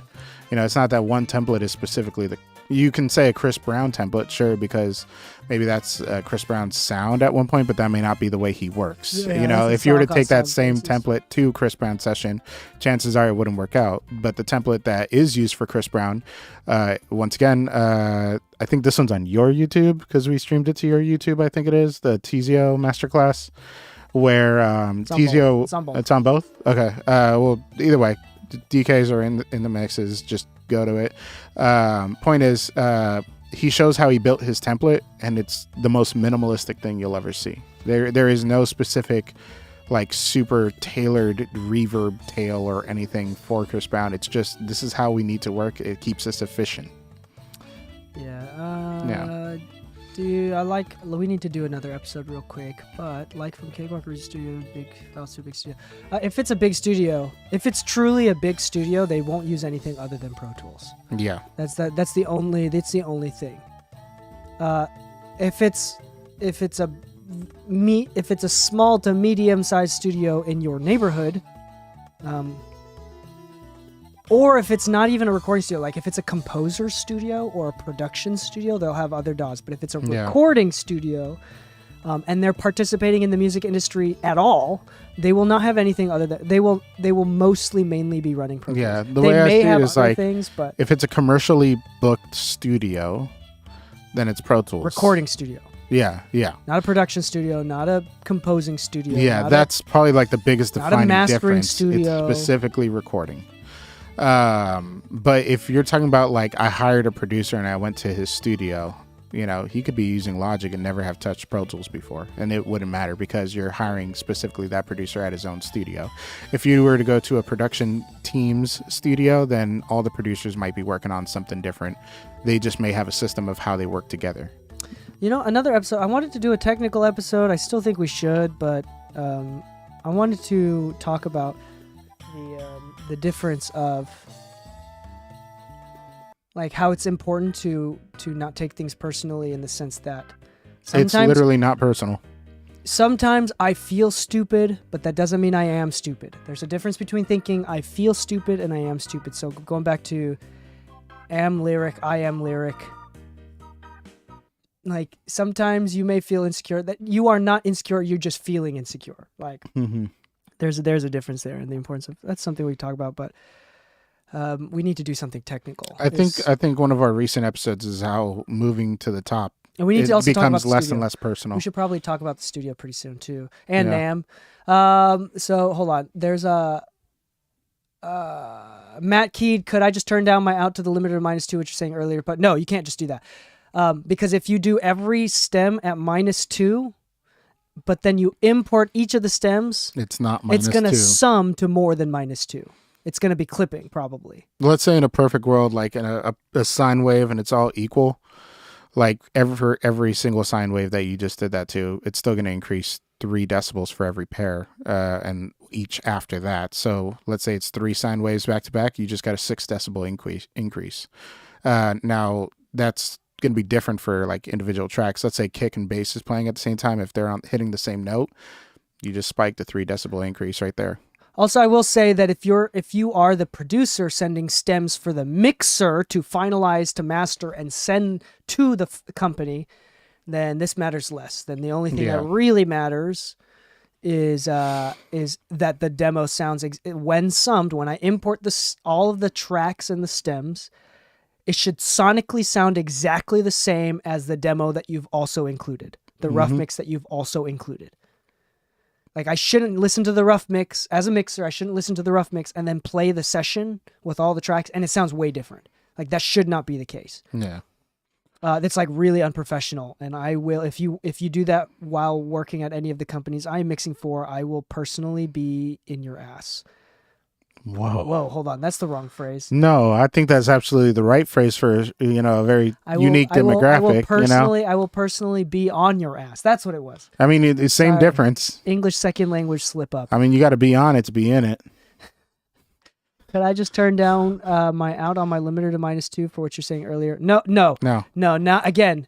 Not for stems, because if you do -2 output for every single stem, when you sum them, it'll be more than -2. For mastering, it's kind of funny. Like that is a thing that happens where Bob will send me a song and he'll be like, "Hey, just to be clear, the one for mastering is just me turning down the track 10 decibels on the output of my limiter." Like that makes sense because the limiter is part of his mix. It's part of his mix, and he's sending it off to be mastered. The 2-track, the stems are very, very, very different from sending it off for mastering. Okay, yeah. I would okay, couple hold on. There's a few thoughts going through my mind right now. So Matt, forget about limiters when you're finalizing final mastered stems to Sync House with -2. This is how you should think about it. I put all of the stems that I've already created and I put them into a bus, and then I group all of the individual stems and I lower all of their volumes until the summed meter shows -2 peak. So I'm not putting a limiter on this. And if I do put a limiter on the tracks, that has nothing to do with the output, the summed. So -2 limiter on the each. Hopefully that makes sense. It's very helpful, valued, appreciated. Okay, hold on. Wait a second. I'm YouTube comments and Twitch stream comments just coming in from different places. Do you have to buy Pro Tools to take sing files to professional studios? Do you have to buy Pro Tools to take song files? No, you can bounce the stems. Yeah, you can just bounce the stems. You can just bounce the audio file. Follow the golden rule. When you make those stems, put them into a brand new session, play them back. Confirm that it works. Yeah, because that's literally the album I got hired for. None of the stems sound like any of the sessions whatsoever. So I'm like that whole stemming process, they wasted their time with. I don't know if they took an hour to do that, but that was a whole hour of wasted time. Like from Cakewalk or Reason Studio B, yeah, if you just bounce the wave files, you can just import wave files into whatever DAW that they or you have. By the way, whoever was asking the question earlier about like, is there a sonic difference between DAWs? I don't have any experience to say yes or no to that, but you should follow Craig Brower on Instagram. Craig Brower, Brauner, or I think I just spelled Browner. Brower, R-E-R. But still, supposedly I saw a post that he went to somebody and they created a system that can A/B different DAWs at the same time, which I thought was pretty cool. And he mentioned, I think it was Reason was his favorite output source. That he actually liked the sound of Reason. I don't mean to be like Japanese Zen Buddhist here, but I think even asking that question is retarded. I think I'm just saying, caring about which DAW sounds better is from like the concept of asking that question is dumb. Yeah, and consider who's doing Like, this. who If you cares? don't know Craig Brower, he's like one of the most successful engineers in the entire It's industry. a waste of energy.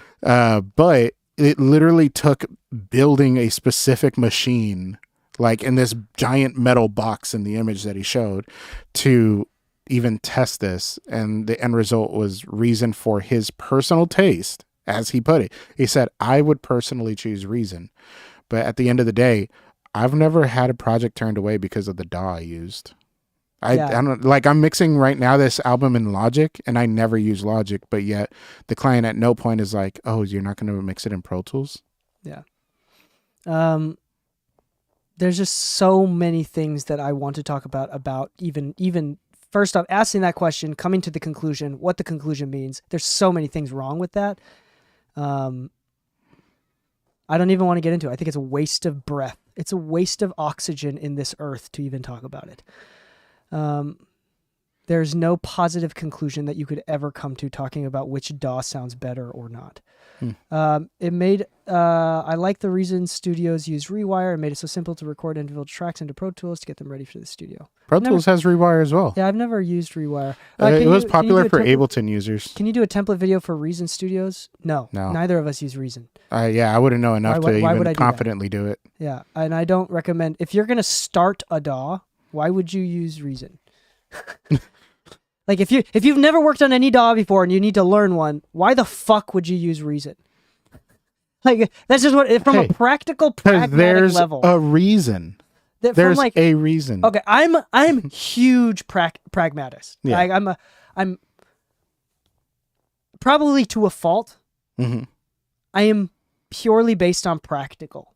Yeah. Just being a pragmatist. So Pro Tools being the most practical in the industry to use, like why would you could expand with it. If you are an engineer, why would you learn anything? If you're trying to be an engineer, why would you learn anything other than Pro Tools? Like it's like yeah, it's just like why? I don't even get it. It's just not practical. Okay, hold on. The purpose of the DAW question is that a lot of people say that the instruments in Reason Studios sound thin and weak. Okay, hold on.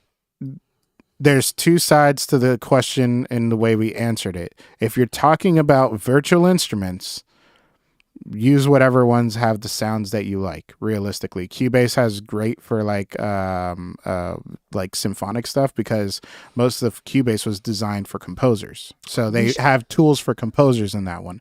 But if we're talking about output bounces, it's a pointless question. Yes, like to be honest, work with whatever makes. I think it's toxic sense. to even think about it. But the instruments part, yeah, I'll be honest. Like Pro Tools has Expand, and like I'll be honest, Expand is cool if you make it sound cool. But like, if you wanted more, maybe you'd go to Logic. It's $200 and you get more instruments. At that point, the conversation is there. But if it has to do with your balance, your mix, and stuff, that don't worry about the DAW. Yeah, DL. There's nothing wrong with Reason. There's nothing wrong with Reason. It's just, why would you do something that nobody else is doing? Like price point is point is where I would put it. If everybody else in the industry is using Pro Tools, even if Pro Tools is not the superior DAW, because I'm also not claiming that Pro Tools is superior. Like if you're using a DAW that's different from anybody else, again, the entire last few episodes that we make is just being practical, and at the end of the day, people make decisions based on speed of outcome. Like, why would you create another reason why someone wouldn't want to work with you?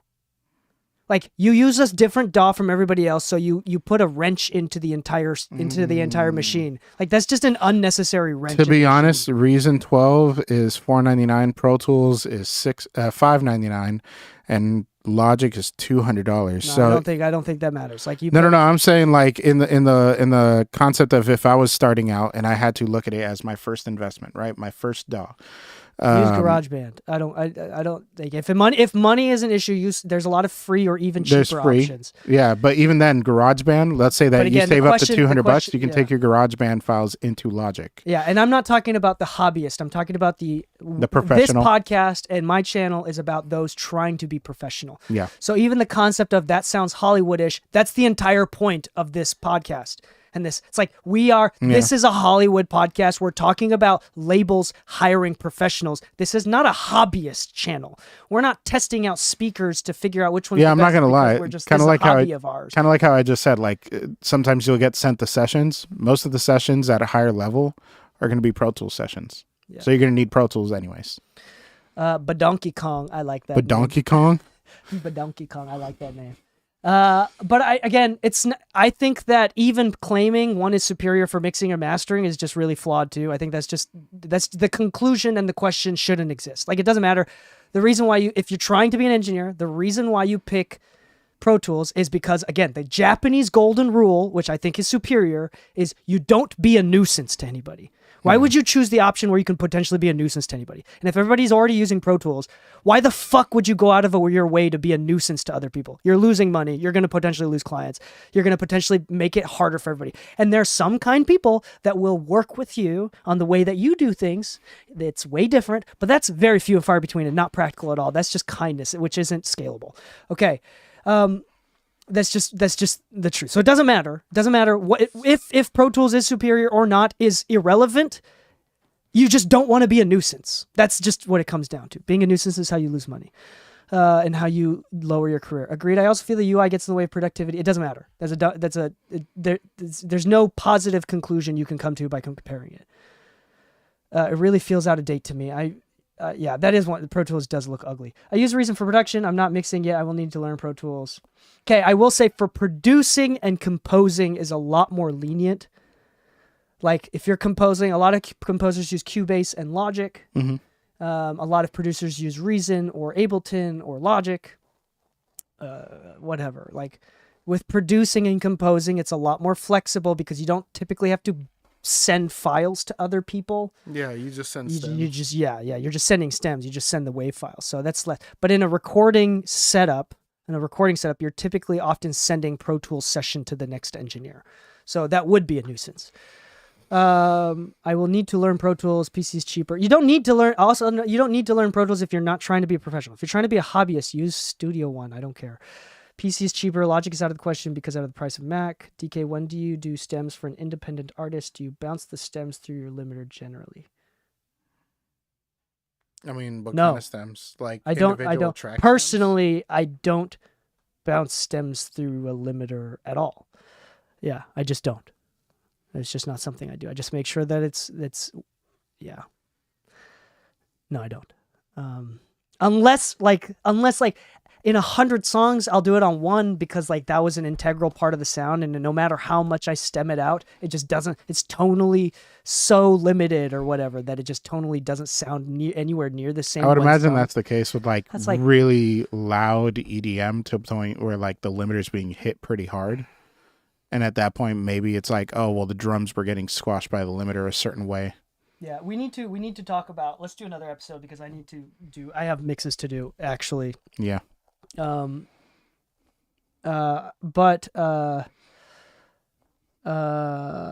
We will never, ever, ever, ever, ever endorse or encourage cracking anything. Nope. I will even go as far as to saying, if you want to do this for a living, you should be able to prioritize being able to pay for everything you need.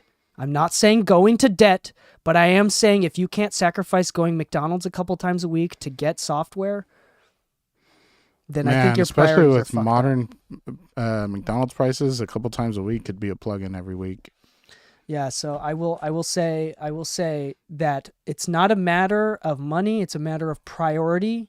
And I think that shows a lot and says a lot about desire. Yeah. And Also, people that don't want it enough. I'm not gonna lie. I'm gonna tell you this from like actual experience in the way I actually see a lot of these studios out here in LA being built and what ends up happening with them. There is a lot of studios that were built based off of like cracked software, cracked plugins, and this and that, and then they get left in the dust when it comes to like software updates, and then clients start complaining like, "Oh, because this is an older version, certain things in my sessions aren't working, this and that," because you're not able to update them as much. So, funny enough, there's like a pretty popular studio here in LA where every time I get offered a session, I ask, "Okay, where's the studio?" And they mention that studio. It's like, "No, I can't do it there. Sorry, like you got, I can recommend somebody that works out of that studio, but their computer is still stuck on like 10.12. Like it's still Pro Tools 10 in there. Like I'm not working in Pro Tools 10 environment." Yeah. Yes, Pro Tools is interesting. I will get to it when I work with outside people. I make music on the production side and Reason. I get FL Studio, MPC Software Studio 1 artist level. Yeah. Again, like, yeah, it's not about the DAW. It's about being a nuisance. And when you're a producer, you're not a nuisance if you use other DAWs because you're mostly just sending stems to the guy that is using Pro Tools. If you are trying to be in it, yeah, that's just what it comes to. I think that Americans should take on the philosophy instead of do to others what you would want done to yourself. I would say it's a stronger and more encompassing philosophy to live life. Don't be a nuisance. Yeah. Try not to be a nuisance. Yeah, David Kim. Yeah, he's awesome. Yeah, he's doing well recently. Who is that? He's a recording engineer that's in the R&B hip hop realm, Nice. rap realm. He's doing really well.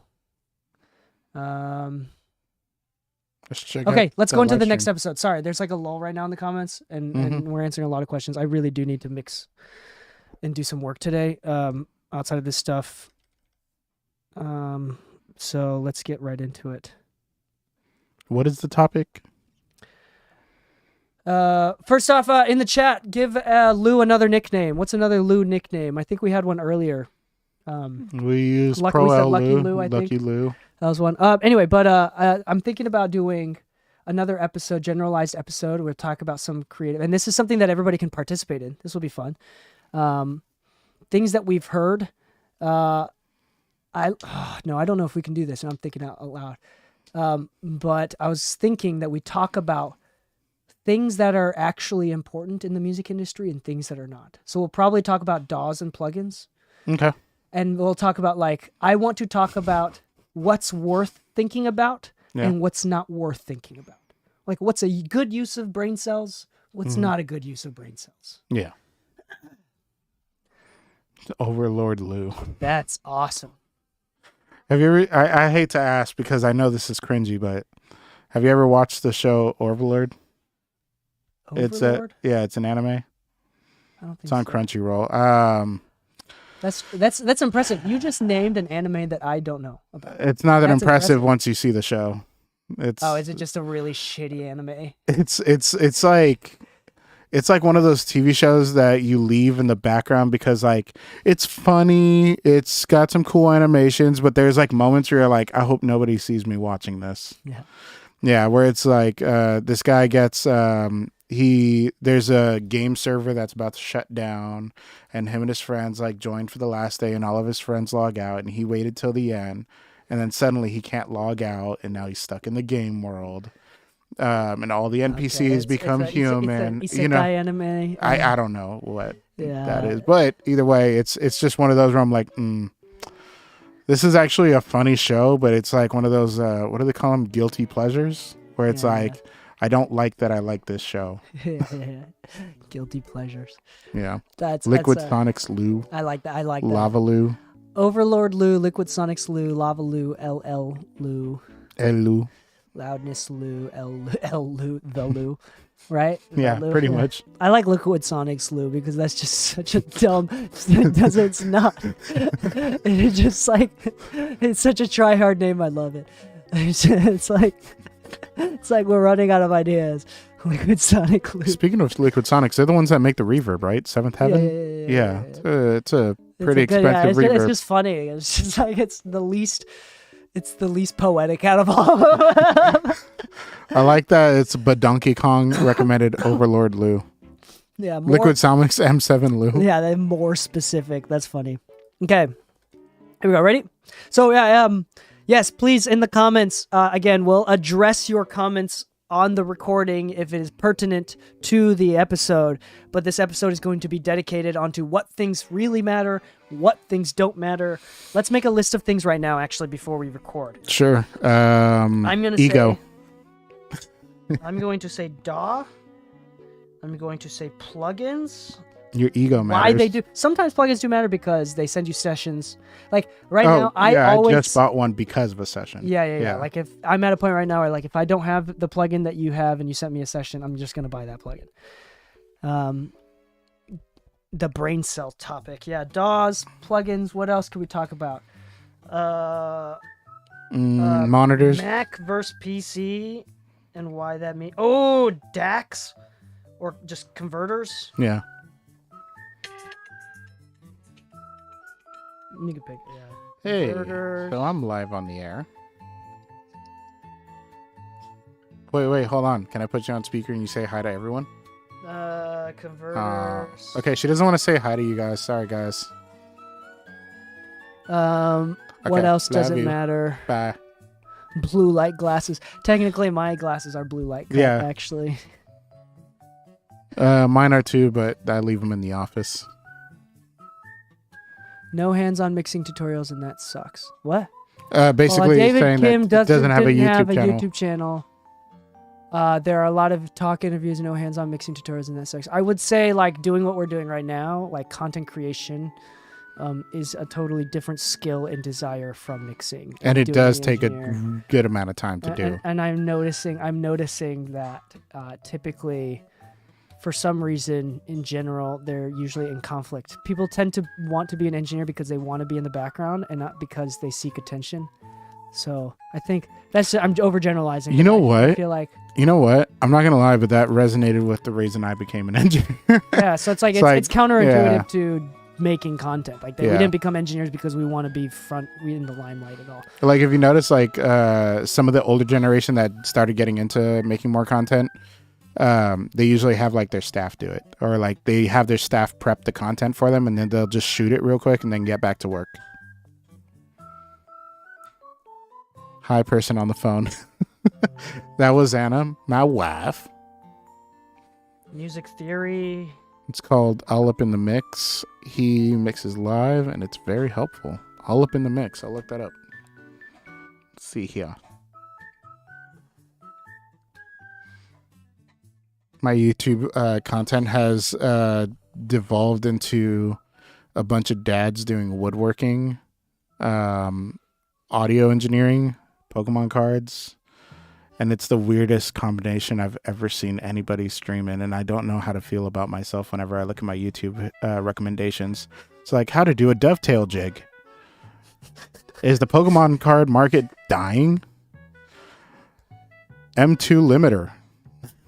It's like, let's see, all up in the guts. Let's see. That's crazy that I totally disagree with that list. I don't think any of those three are sonically superior at all.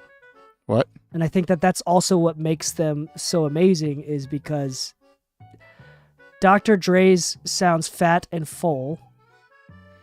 Timbaland is number 2 sonically. Kanye West is famous for recording on his phone and the engineer taking voice memos and putting them in the recording. Yeah.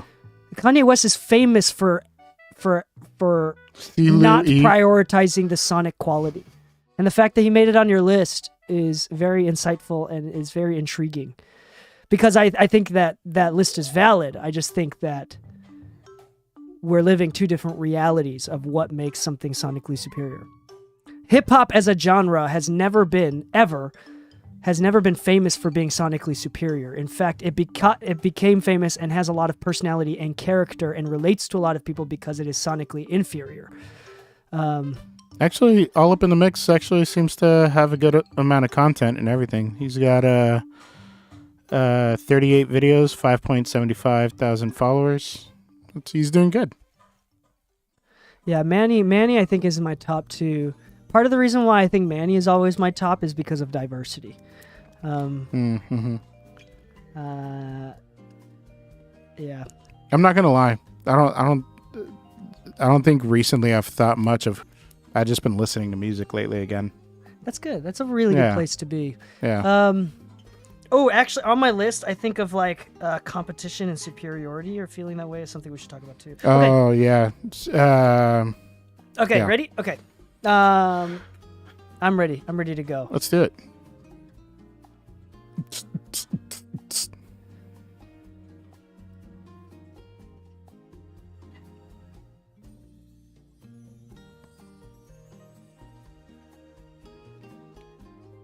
Time to yap. Yep. Yep. Yeah. I would almost argue that if hip hop were to have the same sonic quality as a pop mix, it wouldn't be hip hop anymore. The main beauty of hip hop is, or like you can, for a lot of genres, not just hip hop, not just rap. If reggae sounds too clean, it's not reggae. That's just what it is. It's ska. The genre of reggae, it's important that it sounds local. Or like Motown sounded like Motown because it's not. It's the era. There's a lot of things. All of these albums that you're talking about are important to you, but if we're talking about objectively better, that is a completely different conversation. Yeah, it's like saying tape machines are better than like an Apollo. Objectively, honestly speaking, an Apollo is going to outdo a tape machine every single time on efficiency, on workflow, cost, maintenance.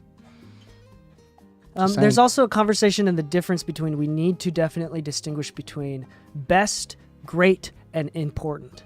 Some albums are really more important, but they're not anywhere near the best or the greatest. Yeah. Some albums are really like the best, whatever that means, but they're not the greatest. Yeah. For example, I think Godfather is somewhere up there as one of the greatest movies, not the best movies, but it's a great probably movie. in like the top 5 greatest movies of all time, just for the influence that it has and the storytelling and the cinematography. Mm-hmm. And there's a lot of black and white films that I would say is part of the greatest movies, like Seven Samurai, an old Japanese movie, is one of the greatest movies of all time. Akira, the anime, is one of the greatest movies of all time because of the influence, not because of how good the story is. Mm-hmm. It's the influence. So we have to distinguish between those three. But one of the things that I will talk about is comparing and competing on one of the best, and how waste of a brain cell that is to compare what's better. And we're going to talk about that and why. So be careful. Be careful what opinions you state. And if I say something that you completely disagree with, do not take it personally. I'm not superior. I don't think that I'm better. In fact, that goes against exactly what I'm talking about. DL, I don't think that's an album. I think that's more fun than an album. Shut the fuck up. Okay, here we go.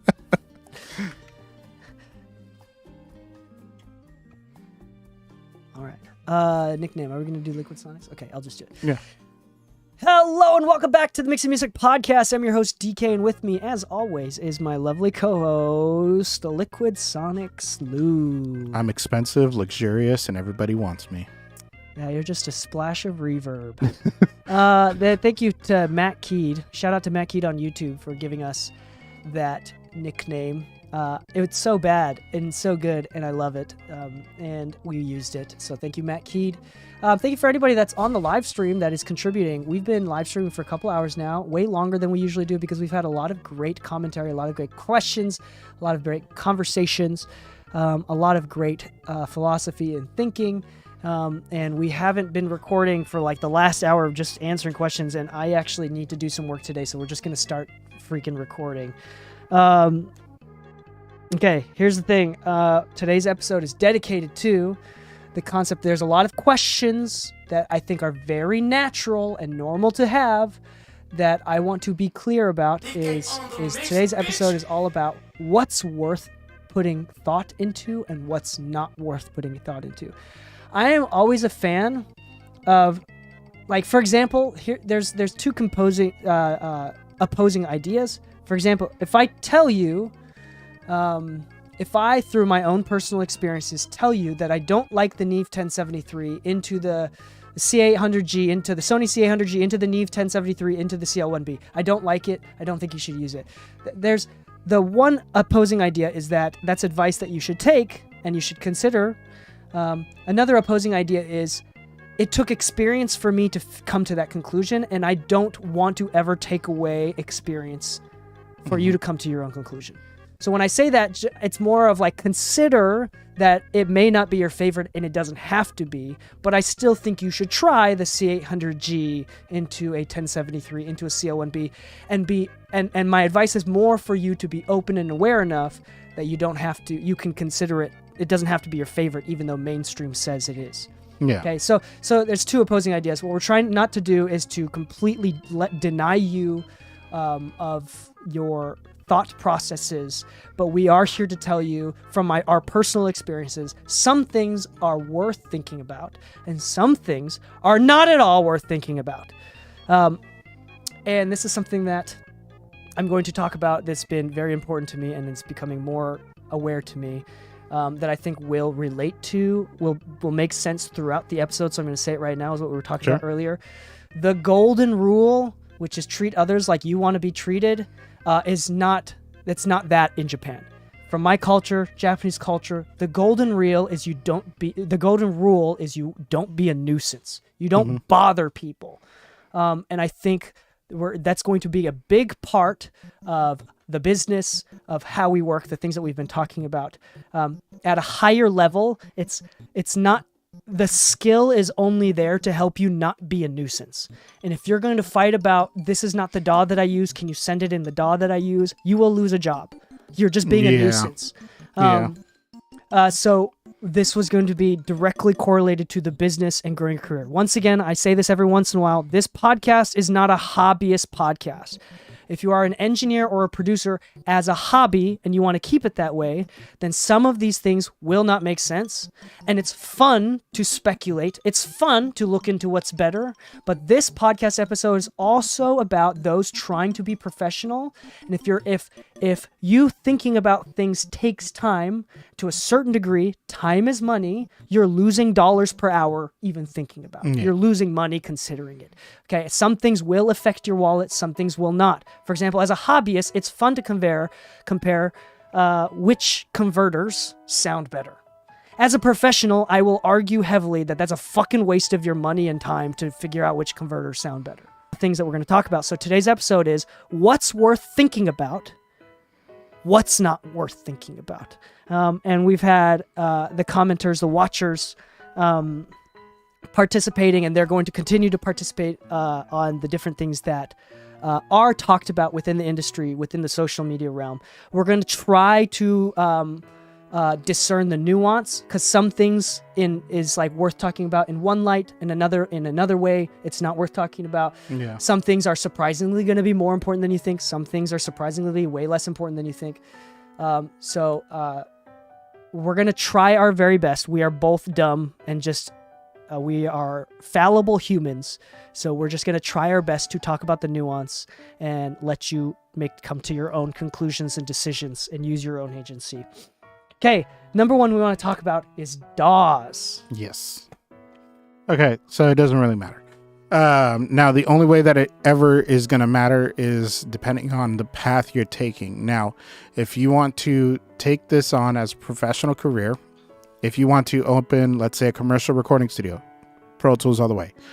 Because if you ever want to work with labels, they literally will ask you in the emails before sending out, it's like, hey, we just want to make sure, is this a Pro Tools operated studio?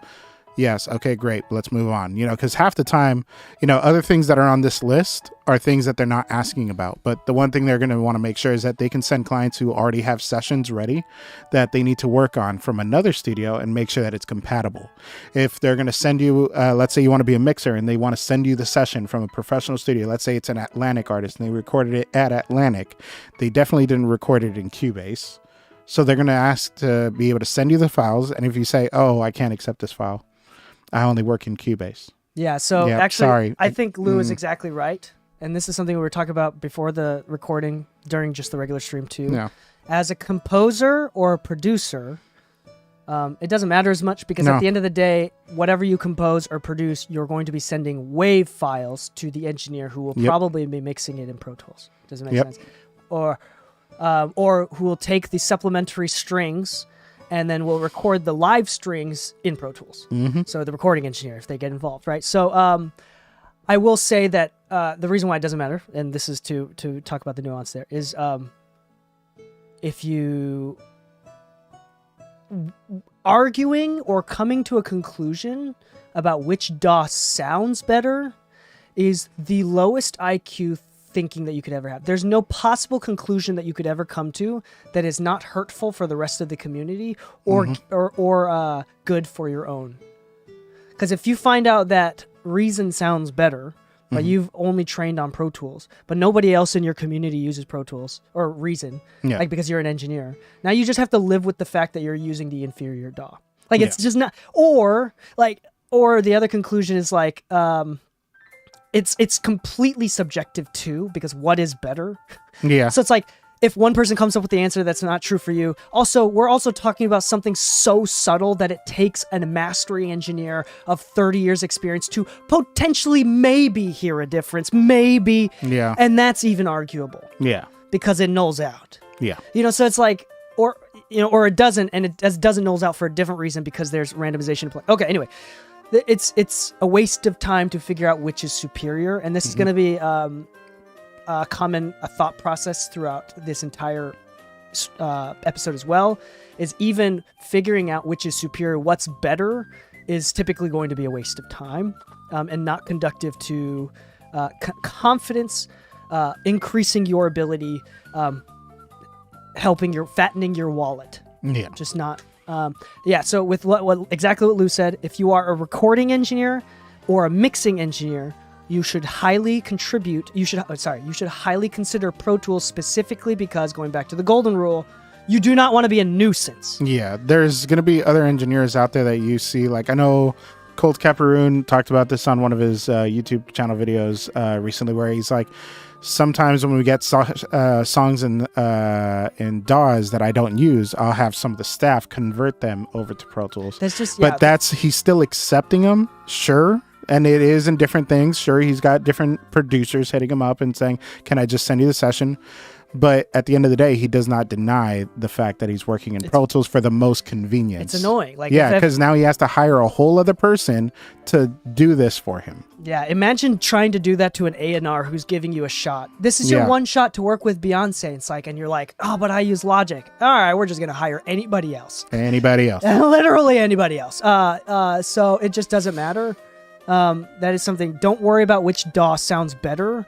Worry about what you're comfortable with. And if you're trying to be a professional commercial grade engineer, do worry about Pro Tools. Yeah. You can be proficient in any other DAW alongside Pro Tools, but it is important to not be a nuisance. Yeah. That's just really what it comes down to. The second thing, plugins.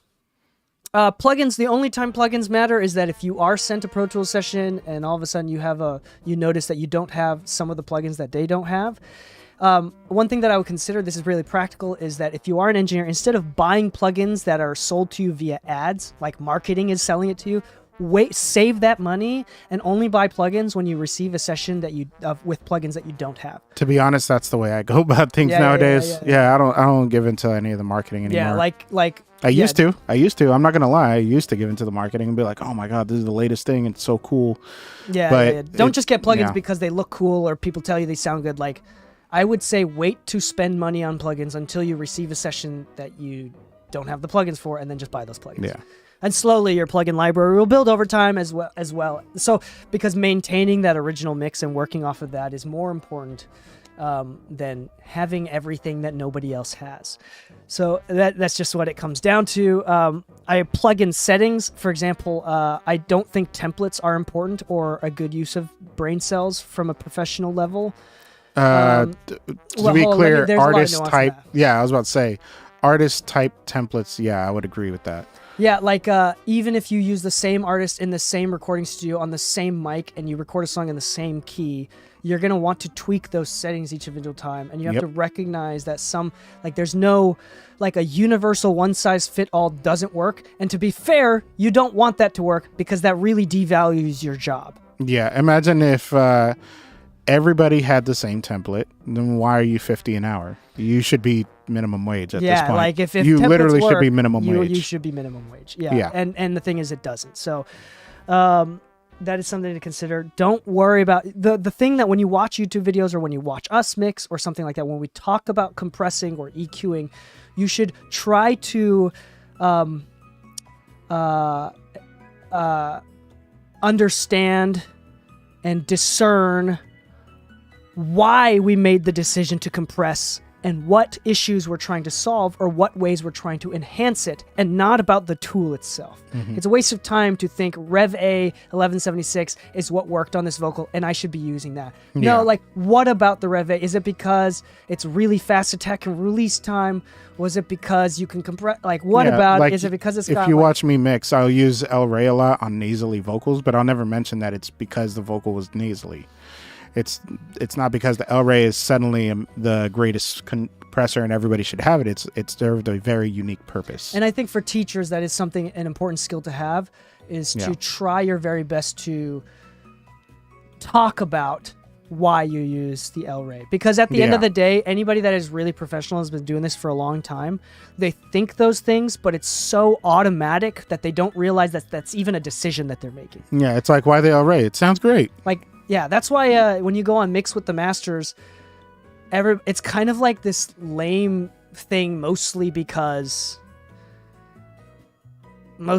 like people they're not explaining very well because they're way too advanced and it's so automatic that they're not even like realizing that this is a thought process people have. So just mention that. The next topic real quick, just going through this, is Mac versus PC.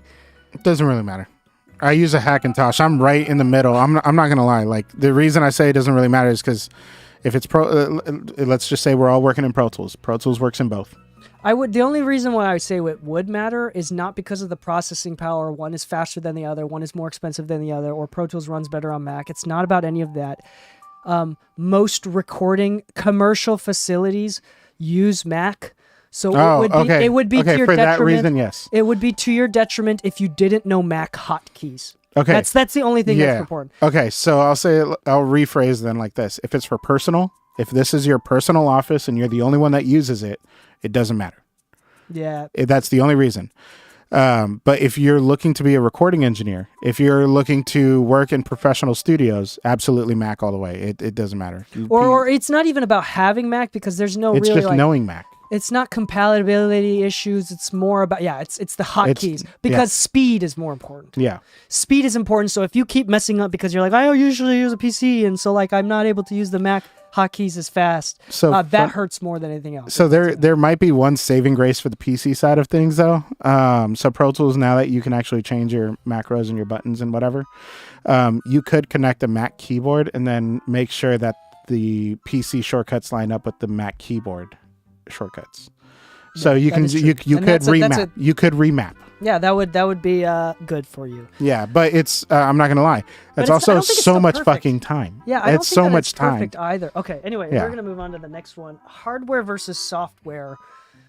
Come on, y'all. If you've been listening to the podcast for a long time, you know what we're gonna say. And if you've been watching the industry and actually studying up on those who are actually successful in this industry, Currently successful, yeah. not past previously success. successful. Yeah, we're not talking Chris Algae. We're talking like Tizio and Baines and everybody. Yes, they have their tools, but whenever you actually see their interviews and talk to them in person, it's like, to be honest, majority of the time it's just in the box. Like, I have some things that I use on my mix bus, maybe, but that stuff came later. Yeah, based off of credits, the number of influence, the number of songs, the most money, the most streams anybody can make. The number one mixer of all time up until this point is Serban Ganea, and he is completely in the box. He is famous for being completely in the box. Yeah. So And he's not even like secretly in the box. No, he's very publicly open and vocal about being only in the box. So there's a couple things. If you're a hobbyist, doing things out of the box is fun. Even if you are a professional, I cannot deny that it's really fun to use analog equipment. Yeah, but it is time consuming. Yes, it is time consuming. You do have to sacrifice the amount of attention and time that it's going to take to use it. Yeah. And more importantly for me, the reason why I hate mixing in the box, or not hate, I have some level of disdain for mixing in the box, is because of bouncing stems and doing all the bounces afterwards. Yep. Like that's literally, it's gonna take more time and doing recalls. Just do the Lou method, commit if you can. Not obviously if you're going to use it on a bus, it's kind of hard to commit a bus, but if you're going to use it on individual tracks, commit that track so you can avoid that problem later. You're still adding that time in the middle of the session though. So the time doesn't go away. It's just at what point are you making use of that time? Okay. Yeah, I don't think analog equipment is going anywhere. I do think it's cool. I also think it's a really good use of business expense to avoid income tax. But it's like buying a luxury car. You don't buy a Ferrari to go to Vaughn's every day. You need something efficient, you can buy something efficient. Plugins are very, very, very efficient. They're going to sound different, sure, but to be honest, buying an actual TubeTech CL1B just to have it, just to say that you want to run it on a vocal, if you're not booking it commercially on a recording studio level or things of that nature, it's just for you to have fun with on the side. Cool, that's fun, that's great. That sounds like the weekend car, but your daily driver isn't the CL1B. Also realize I've heard professional engineers that we all like. Tony Maserati said this, like he has a Fairchild or like a Shadow Hills or something like that, but at the end of the day he goes in the box because he has to send it to the assistant. Mm-hmm. and the assistant's computer has to bounce things out or has to do something with it. And they don't have the hardware. So like if he can't print it, so the Lou method, what he talked about is printing it. So committing the track, so creating a new WAV file with the hardware baked in. That is, if you do that, then the assistant gets in. They don't need to have the hardware because it's not running in it real time. That's what's committed into the DAW. But yeah, in general, even the big wigs, the untouchables, the mix engineers that are the top of the game, a lot of them are in the box at some point in the process or another. Just because it's when you scale, it's just difficult to do. So that's the reality of it. So hardware is fun. It's a good business expense. It's aesthetically really awesome, and I feel really cool about it. But to debate which one is better or more important or superior, waste of brain cells. Yep. Waste of brain cells.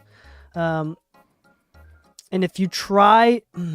To be honest, you could take two of the same piece of gear and get two different results. Arguing the fact of which one is better could literally be one specific unit versus one other specific unit of the same type. Yes. It's that pointless. I used to have 4 distressors, and all 4 of them were different. Even when I tried to calibrate them, they would all calibrate differently.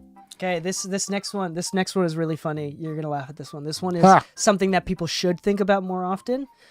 Is not a waste of brain cells. In fact, it's trendy to think it is, but it's not at all. And this is for engineers as well. Less important for engineers as producers and songwriters, but this goes for anyone in the music industry, including A&R as well. If you have anything to do with the part of the creative process, it is never a waste of brain cells. It is never a waste of time to study music theory. It can only help you. That's what it comes down to. Yes, you will learn music theory, and the last lesson that you will learn in music theory is now throw everything that you learned to throw out everything that you learned and do whatever the heck you want. I hate to say, but that's also engineering in general. You learned how to use the tool? Great. Now do whatever the fuck you want. Yeah, but it's important and necessary to learn. It can only help you to learn what other people in the past have thought about the rules of music and audio. Yeah. It can only help you. It is not a waste of time. It's not necessary. I'm not going to say that it's necessary. Like it's not going to necessarily keep you from gaining certain opportunities, but that is it's just I don't know why it's so trendy to hate on people who focus on theory. Like it's so stupid. I'll say it like this. I don't know enough theory to say that I don't know theory. I know that I'm at that point where if I were to have a conversation on it, I don't know it. But I know enough of it to be able to say, okay, hold on. If this is here, this should actually be here. Hold on, this notation's a little bit off. Okay, hold on. The autotune's not lining up. Maybe it's in the relative minor, relative major. Hold on, let's try a few different things. And those things have saved the session, which means they have saved my job, which it means I've gotten paid and rehired. sometimes just knowing the little things that might be the issue and knowing how to solve that little issue here and there could be the reason that you're still getting work. Yeah. Yeah. When it comes to ear training as well, as a mix engineer, I've never had to use counterbass. Like I've never had to use counterbass ever, and I never will ever. Is it bad that I don't know what counterbass is? Don't worry about it. If you've done theory, just it's an old school way of composing. Okay, never gonna learn it. But aural skills, sight singing, being able to recognize when the song transposes, being able to recognize relative and major relative keys. Yeah. Being able to recognize, so all of that ear training is, I would argue, more important than being able to name a frequency. Yeah. Even as an engineer. I Because mean, at the end of the day, there's no point of learning the frequency if you don't know what good music sounds like. If you're unable to hear when a vocalist is in tune, it doesn't matter if you can hear 500 hertz. Yeah. Like, because the point is not the frequency. The point is it's music. It's an Yeah. emotional thing, and you use the frequencies to enhance the emotions of the music. Like, it's not a standalone thing. So I would recommend I could argue that level of ear training is significantly more important than listening to white noise and hearing when you boost 500 hertz, 3 dBs, if you can hear it or not. That is not as important to the end product. Sorry. Yeah. You were saying something and I was talking. I apologize. No, I got my something to point that? through. No. Okay, cool. Yeah. Next one. Oh, this is an interesting one. Ooh. The general skill of mixing. There's a lot of nuance on this one. Ooh. Okay, so hold on. Are you saying matters or not matters? No, that's the point of this conversation. Okay. I think the in general some cases skill it doesn't of matter. mixing. So your ability to arguably get a technically good mix or a creatively good mix. So I think if we're my conclusion is, and I'm going to argue towards this conclusion. Okay. My conclusion is I'll try to play devil's advocate. It does matter, but not half as much as people think. Damn it. Okay, hold on. That's hard to play devil's advocate. It's for. hard to play devil's advocate for because it's a double-edged sword that works in both ways. Because I'm gonna argue towards it. Yeah. Okay, I'm gonna argue for and against it. I'm gonna argue against it by saying that for progression to exist, the threshold needs to be pushed. I think we should always be seeking a way to make things sound better and find more ways to get more out of what we have in front of us. Yes, we should never lower the standard. We should never lower the standard. No, but with that said, the standard higher. Yeah. With that said, a great engineer is somebody who knows when a lower quality is the best quality, meaning that the reverb might sound a little muddy, but that might be the vibe. And the moment that you start seeking excellence and it starts taking away from a record, means that though it may technically be better, maybe the mix skill is that much better, your ability to actually translate the song is not better. So, in that case, it does take skill to recognize when something sounds worse, but that's better. Like, that's a skill in itself. Yeah, but your gut instinct is that part of where the skill comes from. A lack of skill is not being able to tell. Yeah. Doesn't make sense. So, like, if you can tell, that's some skill. I think that someone that's been mixing for years are typically better than they think they are. Mm-hmm.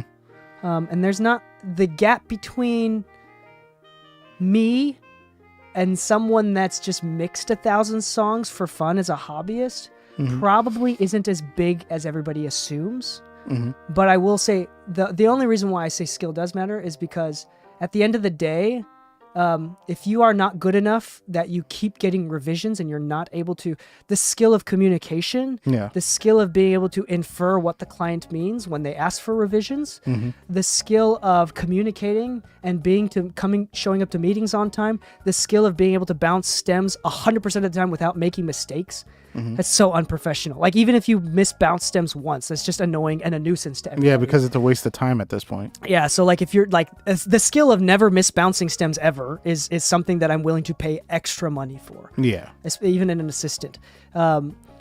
Those skills are more important than how to dial in a compressor, which I'm not denying the importance of. I think it's important to use a compressor, but I do think that it's the skill of being able to dial in a compressor is not as hard to find in the world as someone that can dial in a compressor and respond to emails on time. Yep.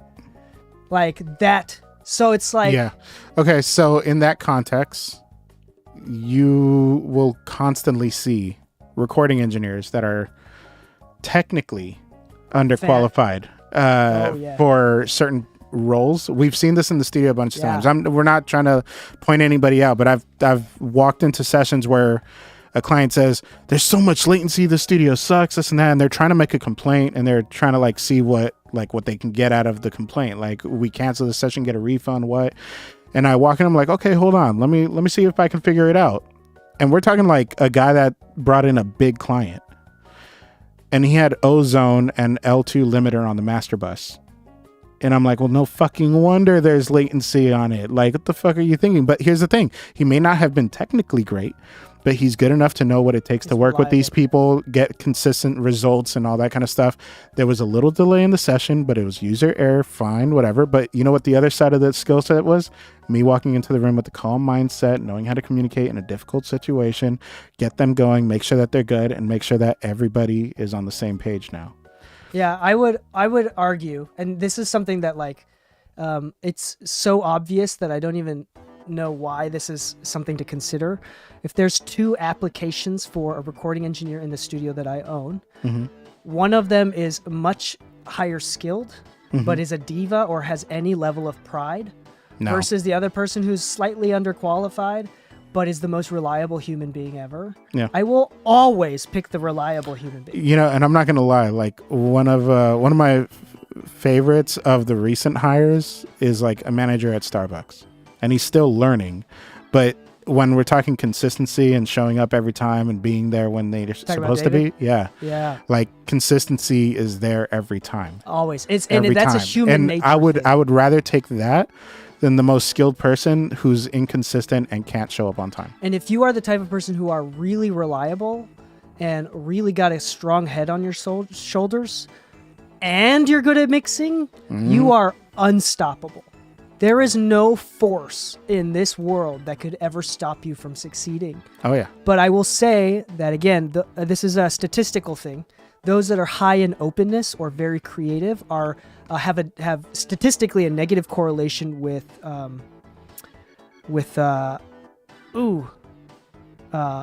order. What's the word? What's the other organization? Or just organization in general. Yeah. I forgot the exact word, the terminology for it. But typically, those that are very creative are less organized and more chaotic. So if you will be 1 in a million potentially if you can keep your life in order and have good skill. Good creative skill. Like that you are such a rare human being that you will do well. Most people cannot do both. Yeah. And I will say that you can become that person through strict and pure discipline with yourself and self-respect. That's pretty open-ended. Again, skill is important. Learning how to use a compressor, what an EQ does, how Pro Tools works is an important skill. But I will always hire the person that is undertrained, but is reliable to all hell. So it's like, it's important, but not as important as you think. In the higher end of the game, then skill becomes part of the nuisance. Like if I'm a mixer and I get hired to do a label project, but I'm just not getting the revisions right because I'm not good enough, then that becomes a nuisance. That becomes a nuisance, and then at that point, I might not get hired again. Yeah. So like at that point, then skill does matter. But in general, especially if you're young or trying to get into this, or you're not quite into this, like I wouldn't overstress about how good you are. And I would even argue that most of us, with technology and how much simpler technology makes everything that we do, especially with the introduction of AI, we're going to see what AI does to the music industry. Skill is going to become less and less important, and it's all going to become about accountability and responsibility. Yeah, that's just, I think that's important. Okay. This is another thing that is significantly more important than people realize. Something that I'm a big fan of is personal branding. Hell yeah. The only way to escape your personal branding is through the grave. You cannot escape personal branding. It's very, very important. And again, that goes back to reliability, consistency. You don't have to be a content creator. You don't have to be DK and Lou on the Mixing Music podcast. You yourself are the brand. But you are making a brand, regardless of not regardless of whether you're doing it on purpose or not. So just Yeah. make sure that you're doing the right thing and being honest.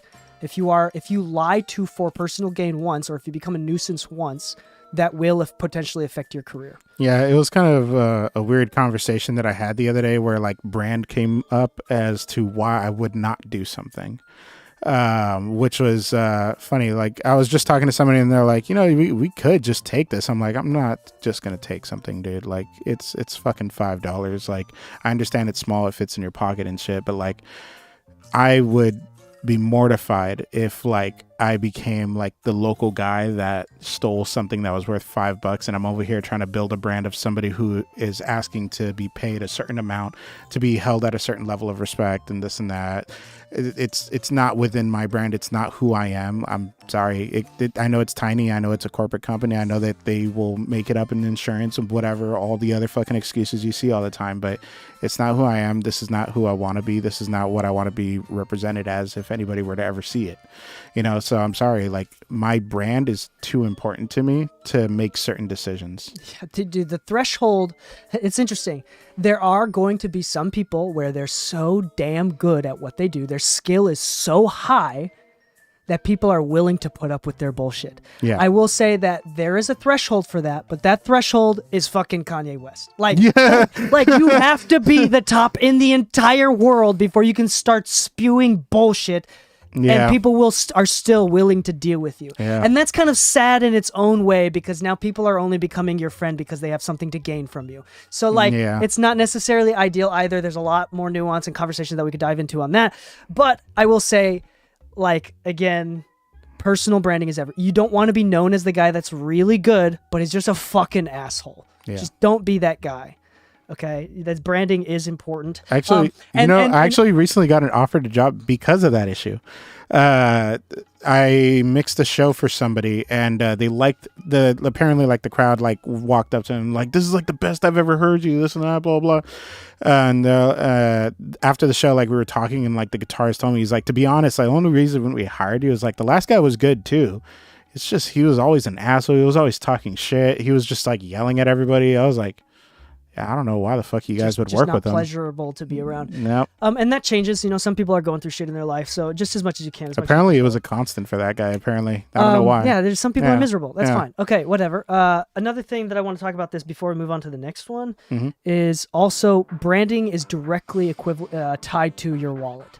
Oh yeah. The difference between, again, if the skill gap is not like the difference between Manny Marroquin and you, listener of the podcast, is not as wide as you think it is. I mean, there's probably a big gap, but it's probably not some unscalable mountain that you will never reach. And it turns out a lot of Manny's records are mostly mixed by his assistants who are the same age or potentially younger than you. So it's like it's not some sort of unscalable mountain. The one thing that is an the one mountain of a difference is Manny Marroquin's branding. Yeah. He is the guy that will always get it done, can do late night sessions, or his assistants will stay late night, has the systems to take on, has an ETA, has a schedule, will be able to send out invoices, is able to get the job done. That is his branding. Yeah. And the difference between charging $3,000 to $5,000 a song to $500 a song is almost always, I will say, as close to 100% as branding as is almost 100% branding. Yeah. Not quite 100%. But I would say it's going to be really close. I'll say it like this, like, you know who did a really good job recently with branding? Killshot. Like, Killshot's branding has not only like made like a conversation happen, which was, is it okay to take photos with your clients and all that? That's always been like a hot button topic. But his brand was like, I take photos with all my clients and I post those photos almost every day. I show that I'm busy. And because he looks so busy, it could be, the reality could be that those are all photos that were taken all in one day and they're spurred out throughout weeks, right? But either way, the point is, his branding is so on point that he started getting hired even more. He even talked about it in interviews, how like doing that constant like posting and making sure that his brand was consistent made it to where his income actually increased. And now he actually, I think he has a sub label, right? He has a subsidiary, Killshot Music or something like that. Yeah. Yeah. There's a lot of thoughts that I'm not going to share on the internet about that. But in general, branding changed his income. Yeah. Branding changed his income. That's Yeah. really important. Much more than a skill, overcoming a skill gap Yeah. is branding. Because even with branding, and this is really sad to say, but this is true, practically speaking, if you are a mix engineer and you have, if you have the brand that you know what you're doing, having the brand that you know what you're doing is more important than actually knowing what you're doing. Will make you more money than actually know what you're doing. Yeah. Maybe not in the long term, because eventually people will catch on, and you don't want to like lie to people, and people on the internet will be like, "No, I paid a lot of money for this guy, and he actually kind of sucked." I've actually Eventually it's going to catch up. So But- not towards anybody specific, but I have had that experience where like I'm like, oh, you got to work with him. How was it? And it's like, actually, it wasn't worth it. It's like, whoa, Yeah. okay. So again, whoa. but a lot of that even It could in also be case by case. mixing you know? is so subjective that it could also be like they felt like it wasn't good, even though it actually was. They just felt like it wasn't, which comes back down to branding. Yeah. Like if you have good, solid branding, if you have great communication skill, and you made them feel like you gave it your best shot, that's gonna help you have more happy clients than actually the skill. Because you can have Yeah. the skill and just not give them the confidence, not be able to give them the confidence that you know what you're doing. And sometimes it's and that's a they're not matter. gonna be happy no matter what. Yeah, and sometimes it's a matter of misunderstanding of each other. It's like role. Like I've been hired by somebody to mix a song. I'm like, cool, send me the song, blah blah. Mixed it, and they're like, oh, I thought you were gonna like do like some beat drops, this and that. I'm like, oh, that's more production engineering. I can. I just didn't know that that's what you wanted. Okay. Next one. Let's do it. I missed one. Is converters. Aha. One converter is better than another converter. Yeah. So I'm gonna be honest. If you ever have that conversation with any, we'll just say normies for fun, just for fun. If you were to ever have a conversation of like which bounce sounded better, and it was one was bounced by a Burl B2 bomber, and the other one was an Antelope Omicron or whatever the fuck it's called, the $3,600 one, and another one was the fucking what's the gold one again? Lavery? The Lavery, yeah. They're gonna look at you and think you're fucking insane. Yeah. They're gonna look at you. I kid you not. Most people cannot hear the difference between a wave and an MP3. Or, so like, I remember going to school. Oh my God, no. The best example was the one that happened at our studio. A friend of ours, we showed him a song with a limiter that's like over limited by like, what was it doing? Like 10, 15 decibels of limiting. And then the other one was like a light tap of limiting. And he was like, I don't hear a difference. Oh yeah, it was like kind of insane. And that was the actually. artist. It's really cool. Yeah, we it was were really both insane. dumbfounded. Like, and like Whoa, you can't hear that? seriously, you Like, don't hear that. Like it was such a big difference that it was just like. Anyway. Yeah. Now I will say this: converters can make a pretty big difference in a very specific way. Like one might just have that extra little bit of transient. Like I like the Hilo for that reason. Like I think the pop of like a snare or something really is a little nicer, right? But the other day, I finally got my Grace M905 connected via SPDIF, so I can listen to the Grace's converters, right? The Grace is a monitor controller with just DAC on it, and the Hilo is a full-on like mastering converter, and they both are almost at the same price tag. I'm not gonna lie, the difference was so extremely negligible that I can understand why Jesse Ray Mixes at one point just put an optical cable on the back of his Mac computer and plugged it into his Grace, because it was already good enough coming out of the monitor controller that like having a Symphony or having an Apollo, having a Burl or anything else was not going to make the difference necessary to really matter. There you go. Actually, Jesse's a great example of like no interface mixing. You used to plug into the headphone jack of your Mac at one point. Yeah, using the built-in converter. Yeah. There was I will say, I will not deny that converters sound different. Yeah. And I think in general, the last thing that we're going to talk about is competition and what is better, defining what is better and best or great. I think it's a waste of time to say that one is objectively better than another. No. I think that converters and converter quality has almost nothing to do with wallet size and how much monetary success you can have.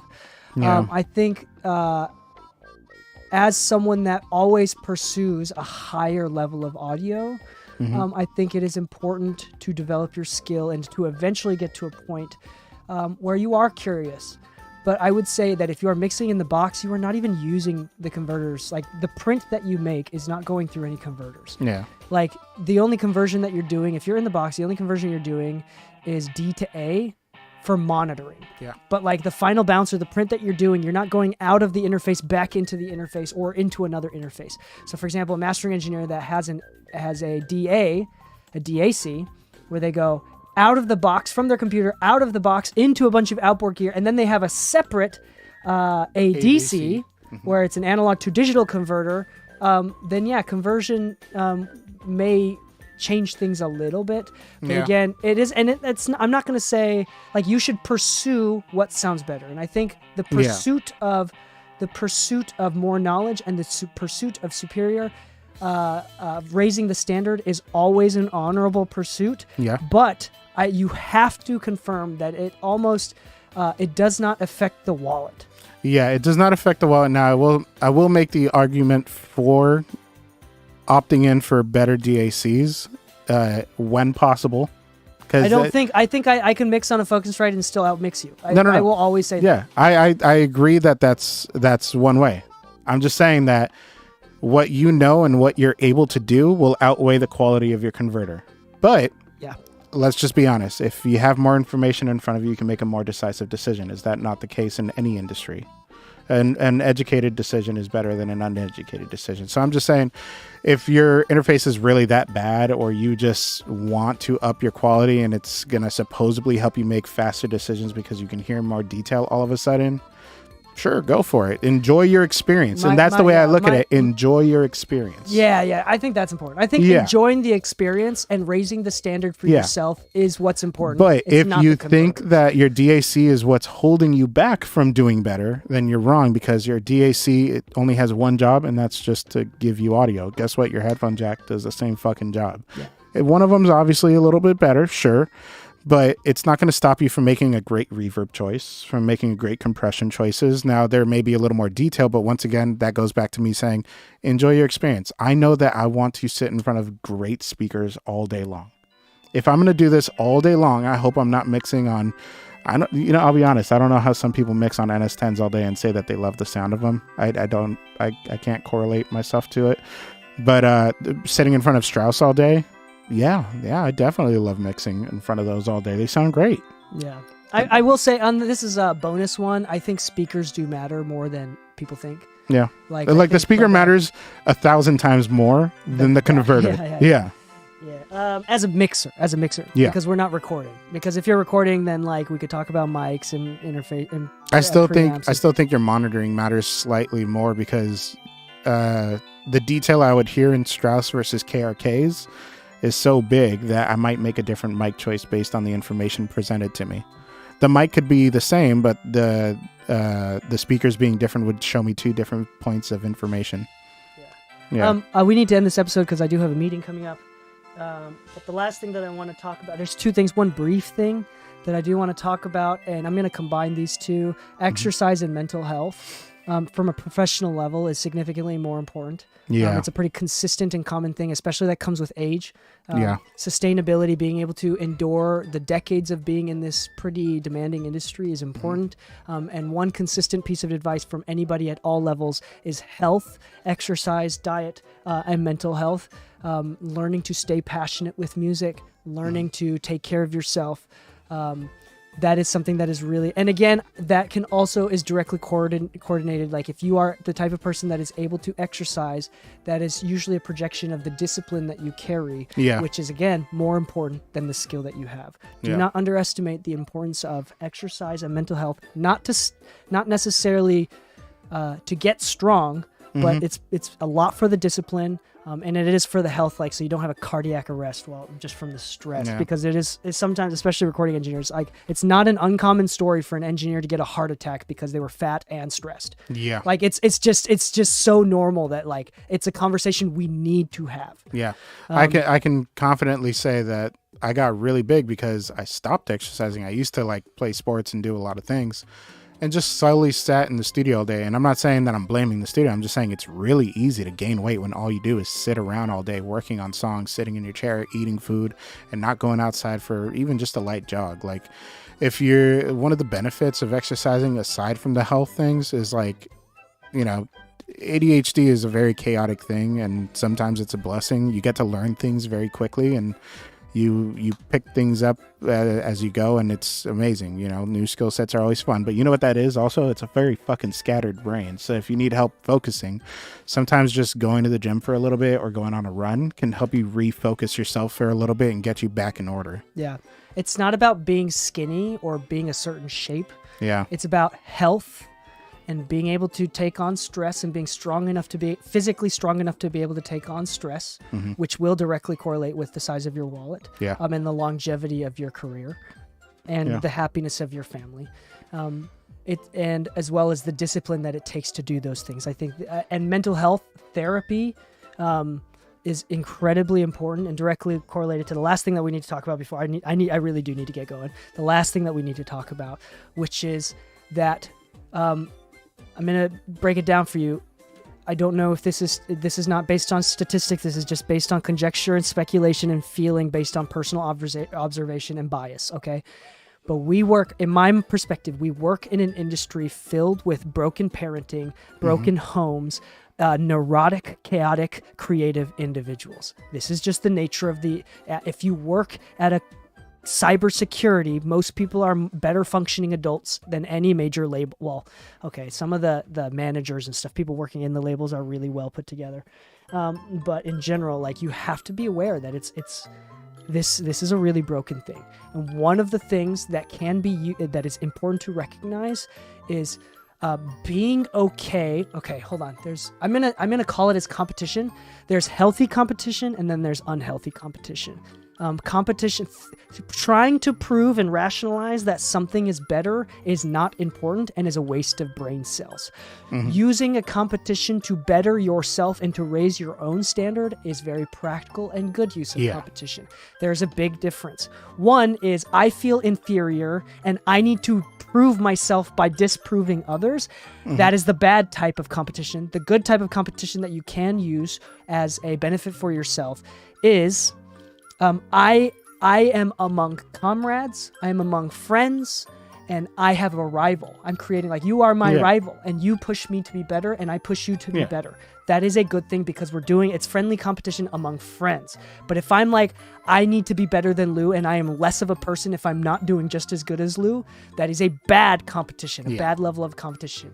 Again, we talked about it in the last episode. If you want to know what healthy competition looks like, you can share points with each other about each other's growth and see how each other can push each other to that same level. Yeah, so I will say it is normal for human nature, like this is also part of evolution and culture. It is normal to feel competition. It is normal to be overwhelmed. It is normal to feel like you're not enough, to feel inferior. What I am saying, what is really important, is to take the time to get therapy or to seek healing, to read books, if you are very hyper religious, then you need to practice your religion in a way to not make yourself feel better than other people, but to be okay with who you are. The purpose of the religion should be to help you be okay with yourself, not to make you feel superior. The idea of needing to be superior or needing to be validated is never okay. Does that make sense? That is something I want to be clear. I want to be clear about. If you are a Christian and you think that you know more than everybody else because you are a Christian and you are superior, you miss the entire fucking point.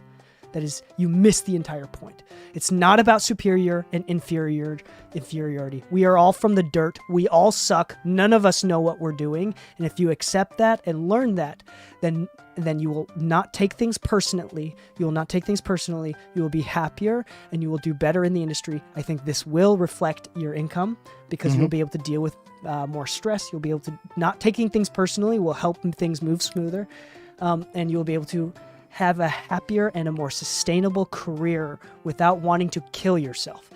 Which is I know that that's like, it's like kind of like funny, haha, like, yeah, you don't want to like end up being like kill yourself. Like, I'm being dead serious. Like, becoming suicidal, becoming really depressed is a serious issue that as creatives we are especially susceptible to.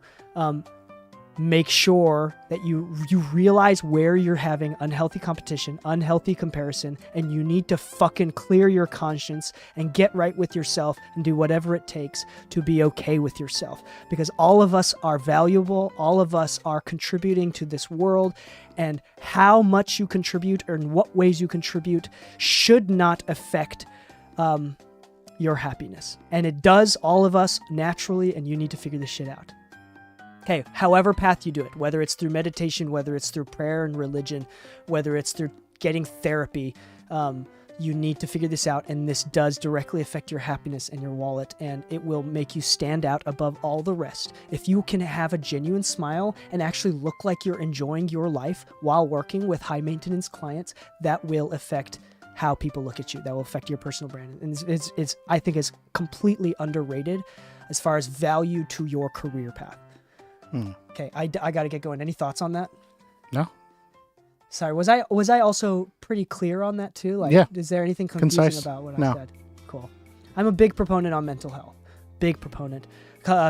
Big advocate of mental health. So on that note, I do need to get going. So thank you so much. Go subscribe to the exclusive episodes of the Mixing Music Podcast, where we have technical tips all day, well, 2 days a week. And go to mixingmusicpodcast.com/exclusive for exclusive episodes, subscriber only episodes, $4 a month or $40 a year. Again, that's mixingmusicpodcast.com/exclusive. And on that note, Happy mixing, my friends, and stay saucy. oh shit. That's good. I like, oh shit. I'm going to make that my ringtone. You better keep that in the episode. Okay, sorry, y'all. I do need to get going. DL big consoles are not a thing unless you own a commercial studio, and even then it's arguable if you really Are you need going one. back to the studio right now? Yeah. Okay, let's go together. All right, sorry, y'all. I know Lou signed off. What? That's why I said, oh shit.